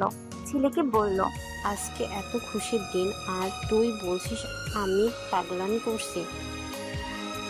এই ছোট মেয়েটা আমাকে আজকে এত খুশি দিয়েছে। সালমা বেগমের কথায় সবাই অর্পিতার দিকে তাকিয়ে থাকে, কেউ কিছু বুঝতে পারে না। তখন সালমা বেগম বলে, আমি দাদি হতে চলেছি, আমার বংশধর আসছে। সালমা বেগমের কথা শুনে জান অর্পিতার দিকে তাকিয়ে থাকে। অর্পিতা মাথায় লজ্জা নত করে নেয়। কথাটা শুনে মাম্মি বেগমের মাথায় আকাশ ভেঙে পড়ে। সে কি করবে কিছু বুঝতে না পেরে সে তখন চেঁচামেচি করে বলে। কথাটা শেষ করতে দিল না, তার আগেই জান চিৎকার করে উঠলো আর বলল, ভাবি তুমি কি বলছো? অর্পিতার নামে এসব উল্টাপাল্টা কথা বলো না। এটা আমার বাচ্চা। অর্পিতা ওর আব্বুর বাসায় থাকতো। আমার লোক সবসময় অর্পিতার দিকে নজর দিত, যেটা অর্পিতা জানতো না। আমি ছাড়া অর্পিতার কাউকে ভালোবাসে না। তুমি আর এসব কথা বলবে না। যদি বলো আমার চেয়ে খারাপ আর কেউ হবে না। জানের রাগী মুখের দিকে তাকিয়ে মাম্মি বেগম সেখান থেকে চলে যায়। সালমা বেগম হাসতে হাসতে বলে, আল্লাহ এতদিনে আমার প্রার্থনা শুনেছে। জায়ান, তুই অর্পিতাকে খেয়াল রাখবি। আমার বংশধর যেন কোনো ক্ষতি না হয়, সেটা তোর দায়িত্ব। হ্যাঁ আম্মু, আর ভুল করব না। এবার অর্পিতাকে আমি আমার কাছে রেখে দেব। মাম্মি বেগম ষড়যন্ত্র করতে থাকে কিন্তু কিছু করতে পারে না। এদিকে ঝর্ণার সাথে ভূষণের বিয়ে নিয়ে অর্পিতা জানের সাথে কথা বলে। অর্পিতা বলে, শুনছেন, আপনার সাথে আমার একটা কথা আছে। হ্যাঁ বলো। ঝর্ণা আপুর বিয়ের ব্যাপারে কি ভাবছেন? কেন বলো তো? বলছি ছেলেটা কিন্তু ভালো, ঝর্ণা আপু খুব পছন্দ করে। তাই বলছিলাম আপনি আপত্তি করবেন না। আপু তাহলে কষ্ট পাবে। আমি তো জানি ভালোবাসার মানুষকে কাছে না পেলে কত কষ্ট হয়। অর্পিতার কথা শুনে জান ভ্রুকুচকে অর্পিতার দিকে তাকায় আর বলে, ম্যাডাম বুঝি ভালোবাসার মানুষকে কাছে পাননি? পেয়েছি তো, আর সেই জন্য আমি এত খুশি। কিন্তু আমার বাসার লোক যখন অন্য জায়গায় আমার বিয়ের কথা বলছিল, আমার খুব কষ্ট হচ্ছিল। আপনাকে পাবার আশা ছেড়ে দিয়েছিলাম। আমি শুধু আল্লাহকে ডাকছিলাম, আমি যদি জীবনে কখনো কারো ভালো করে থাকি তাহলে আল্লাহ আমাকে তুমি কষ্ট দিও না, আমার মনের মানুষকে আমার করে দাও। ও তাই বুঝি? সেজন্য এতদিন মনের মানুষকে ছেড়ে আব্বুর বাসায় ছিলে, আর এত বড় খবর একটা আমাকে জানানোর প্রয়োজন মনে করলে না? জানের কথা শুনে অর্পিতা জানের বুকে মাথা রাখে আর বলে, আমার ভুল হয়ে গেছে, ক্ষমা করে দিন। আমার মনে হয়েছিল আম্মুকে সবার আগে জানাবো, সেই কারণে আপনাকে জানাইনি। আমাকে আম্মু একদিন ওনার রুমে ডেকেছিল আর বলেছিল খুব তাড়াতাড়ি নাতি নাতনির মুখ দেখতে চাই। আর আপনি তো আমাকে ধরা দিচ্ছিলেন না, আলাদা রুমে শুতেন। আমার খুব কষ্ট হচ্ছিল। যেদিন আমি প্রথম আপনার কাছে গিয়েছিলাম আমার খুব ভালো লেগেছিল। জানেন, আজকে একটা সত্যি কথা বলছি, সেদিন আম্মু আমাকে আপনার রুমে পাঠিয়েছিল। কি? হ্যাঁ। ও এক রাতের আদরে আমার বাবু চলে এলো। এবার তো প্রতিদিন আদর করব। তাহলে এবার আমার অনেক বাবু হবে। খুব মজা। এই কদিন আমার কত কষ্ট হয়েছে জানেন? লোকে ঠিকই বলে আম্মু ডাক শোনাও তো এত সহজ নয়। আমার কাছে এসো, আর কষ্ট হবে না। জায়ানের বুকে মাথা রেখে অর্পিতা বলে, তখন যে বললেন আপনি আমার আব্বুর বাসায় যখন ছিলাম তখন লোক রেখেছিল আমাকে নজর রাখার জন্য, এটা কি সত্যি? হ্যাঁ, তুমি ওখানে থাকলেও আমার একটা লোক ছিল তোমার সাথে। তুমি যেদিন ডাক্তারের কাছে চাও সেটাও আমি জানতাম। ও যখন ফোন করে আমাকে বলে তুমি ডাক্তারের কাছে গেছো, আমি খুব চিন্তায় ছিলাম। আমি তারপর ডাক্তারের সাথে নিজে কথা বলি, তারপর তোমার মা হওয়ার কথা জানতে পারি। আমি দেখছিলাম তুমি কি করো, সেজন্য আমি চুপ ছিলাম। তুমি আজ সব পরীক্ষায় উত্তীর্ণ হয়েছো অর্পিতা। এ জীবনে আমার হাত থেকে তোমার মুক্তি নাই। রাখবি তো সারা জীবন আমার বুকে তোমার এই মাথা? তুমি মা হওয়ার খবর শুনে প্রথমে আমার বাসায় চলে এলে, তারপর আম্মুকে খবরটা জানালে। আমি দেখলাম তোমার দায়িত্ব, আর আজকে তুমি আমার বোনের ভালো থাকার ব্যবস্থা করছো। তুমি আমার পরিবারকে সত্যিই ভালোবাসো। তুমি আমার উপযুক্ত সহধর্মিণী। মামনি বেগম চেষ্টা করতে থাকে, কিন্তু জাহানার কোনোভাবে মামনি বেগমের কথা শোনে না। এদিকে ঝর্ণার সাথে প্রশ্নের বিয়ে হয়ে যায়, কুসুনের প্রমোশন হয়, আর জাহানেরও এলাকার থানার অফিসার হয়। কুসুন তদন্ত করে জানতে পারে মামনি বেগম নিজে তার স্বামীকে হত্যা করেছে। পুলিশ তথ্য প্রমাণ নিয়ে মামনি বেগমকে অ্যারেস্ট করে। জাহানকে মামনি বেগম পছন্দ করত, সে চেয়েছিল তার সাথে একটি রিলেশন তৈরি করুন, কিন্তু জাহান তার ভাবিকে সেই চোখে কখনো দেখেনি। জাহান তার ভাবির চেয়ে 6 বছরের ছোট ছিল। সে সব সময় তাকে শ্রদ্ধার চোখে দেখত। মামনি বেগম বারবার উৎসাহ দিত জাহান যাতে বেআইনি কাজ করে। জাহান পেশায় একজন সিভিল ইঞ্জিনিয়ার ছিল, কিন্তু মামনি বেগম তাকে ষড়যন্ত্র করে মাফিয়া তৈরি করেছে। অর্পিতা অনুরোধ করে, আমাদের বাবুর দিব্যি, আপনি আর খারাপ কাজ করবেন না। আপনি একজন সিভিল ইঞ্জিনিয়ার, কত পরিকল্পনা আপনার মাথা থেকে বেরোচ্ছে। আপনি সৃষ্টি করছেন, আপনি কেন মানুষকে মারবেন? আপনি তো ভুল করেছেন। তাই বলছি পশুন ভাইয়া আছে, আপনি থানায় গিয়ে আত্মসমর্পণ করুন। অর্পিতা, আমি ভাবতে পারিনি আমার ভাবি এই জঘন্য কাজ করছে। ও তো আমার থেকে অনেক বড়। আমি তো ওকে অন্য চোখে দেখেছিলাম। ও আমার জন্য আমার ভাইয়াকে মেরে ফেলেছে। ওই মহিলার মনে এত পাপ ছিল আমি বুঝতে পারিনি। আমি অবশ্যই থানায় যাব। আইন আমাকে যে শাস্তি দেবে আমি তা মাথা পেতে নেব। জাহান থানায় গিয়ে আত্মসমর্পণ করে। বিচারের জাহানের 5 বছর জেল হয়। জেলে অর্পিতা জাহানের সাথে দেখা করে আর বলে, আপনি ফিরে আসুন, আমি আপনার বাবুকে নিয়ে আপনার জন্য অপেক্ষা করব। আমি জানি তুমি সব পারবে। তুমি আমার আম্মুকে দেখবে। ভাইয়ার মৃত্যু খবর আমি কখনোই আম্মুকে বলিনি, তাই আমার খুব কষ্ট হচ্ছে। এই অবস্থায় আমি আম্মুর পাশে থাকতে পারছি না। দেখতে দেখতে 5টা বছর কেটে যায়। রুদ্র, জাহান আর অর্পিতার ছেলের নাম। আম্মুর সাথে এক অপরিচিত ভদ্রলোক দেখে রুদ্র তার আম্মুকে প্রশ্ন করে, আম্মু, আমার আব্বু এতদিন কোথায় ছিল? ছেলের মুখ থেকে আব্বু ডাক শুনে জাহান ছেলেকে তুলে নেয় আর বলে, তুমি আমায় কি করে চিনলে আব্বু? কেন চিনবো না? আম্মু রোজ আপনার ফটো নিয়ে কাঁদে। আমি দেখেছি, তখন আমি জানতে পেরেছি আপনি দেশের বাইরে আছেন, চাকরি করেন। আপনি আর আমাদের ছেড়ে যাবেন না তো? না আব্বু, আর কোথাও যাব না। এবার আমি তোমাদের সাথেই থাকবো। অর্পিতা জাহানের ব্যাপারে বলেছিল তার আব্বু চাকরি করে, বিদেশ থাকে। রুদ্র সেটাই জানতো। জাহান অতীতের সব কথা বলে মন দিল নিজের বিজনেস ও পরিবারের দিকে। ওরা সুখী হোক। জাহান একজন আদর্শ সন্তান, একজন আদর্শ স্বামী ও একজন ভালো আব্বু হওয়ার চেষ্টা করেছে।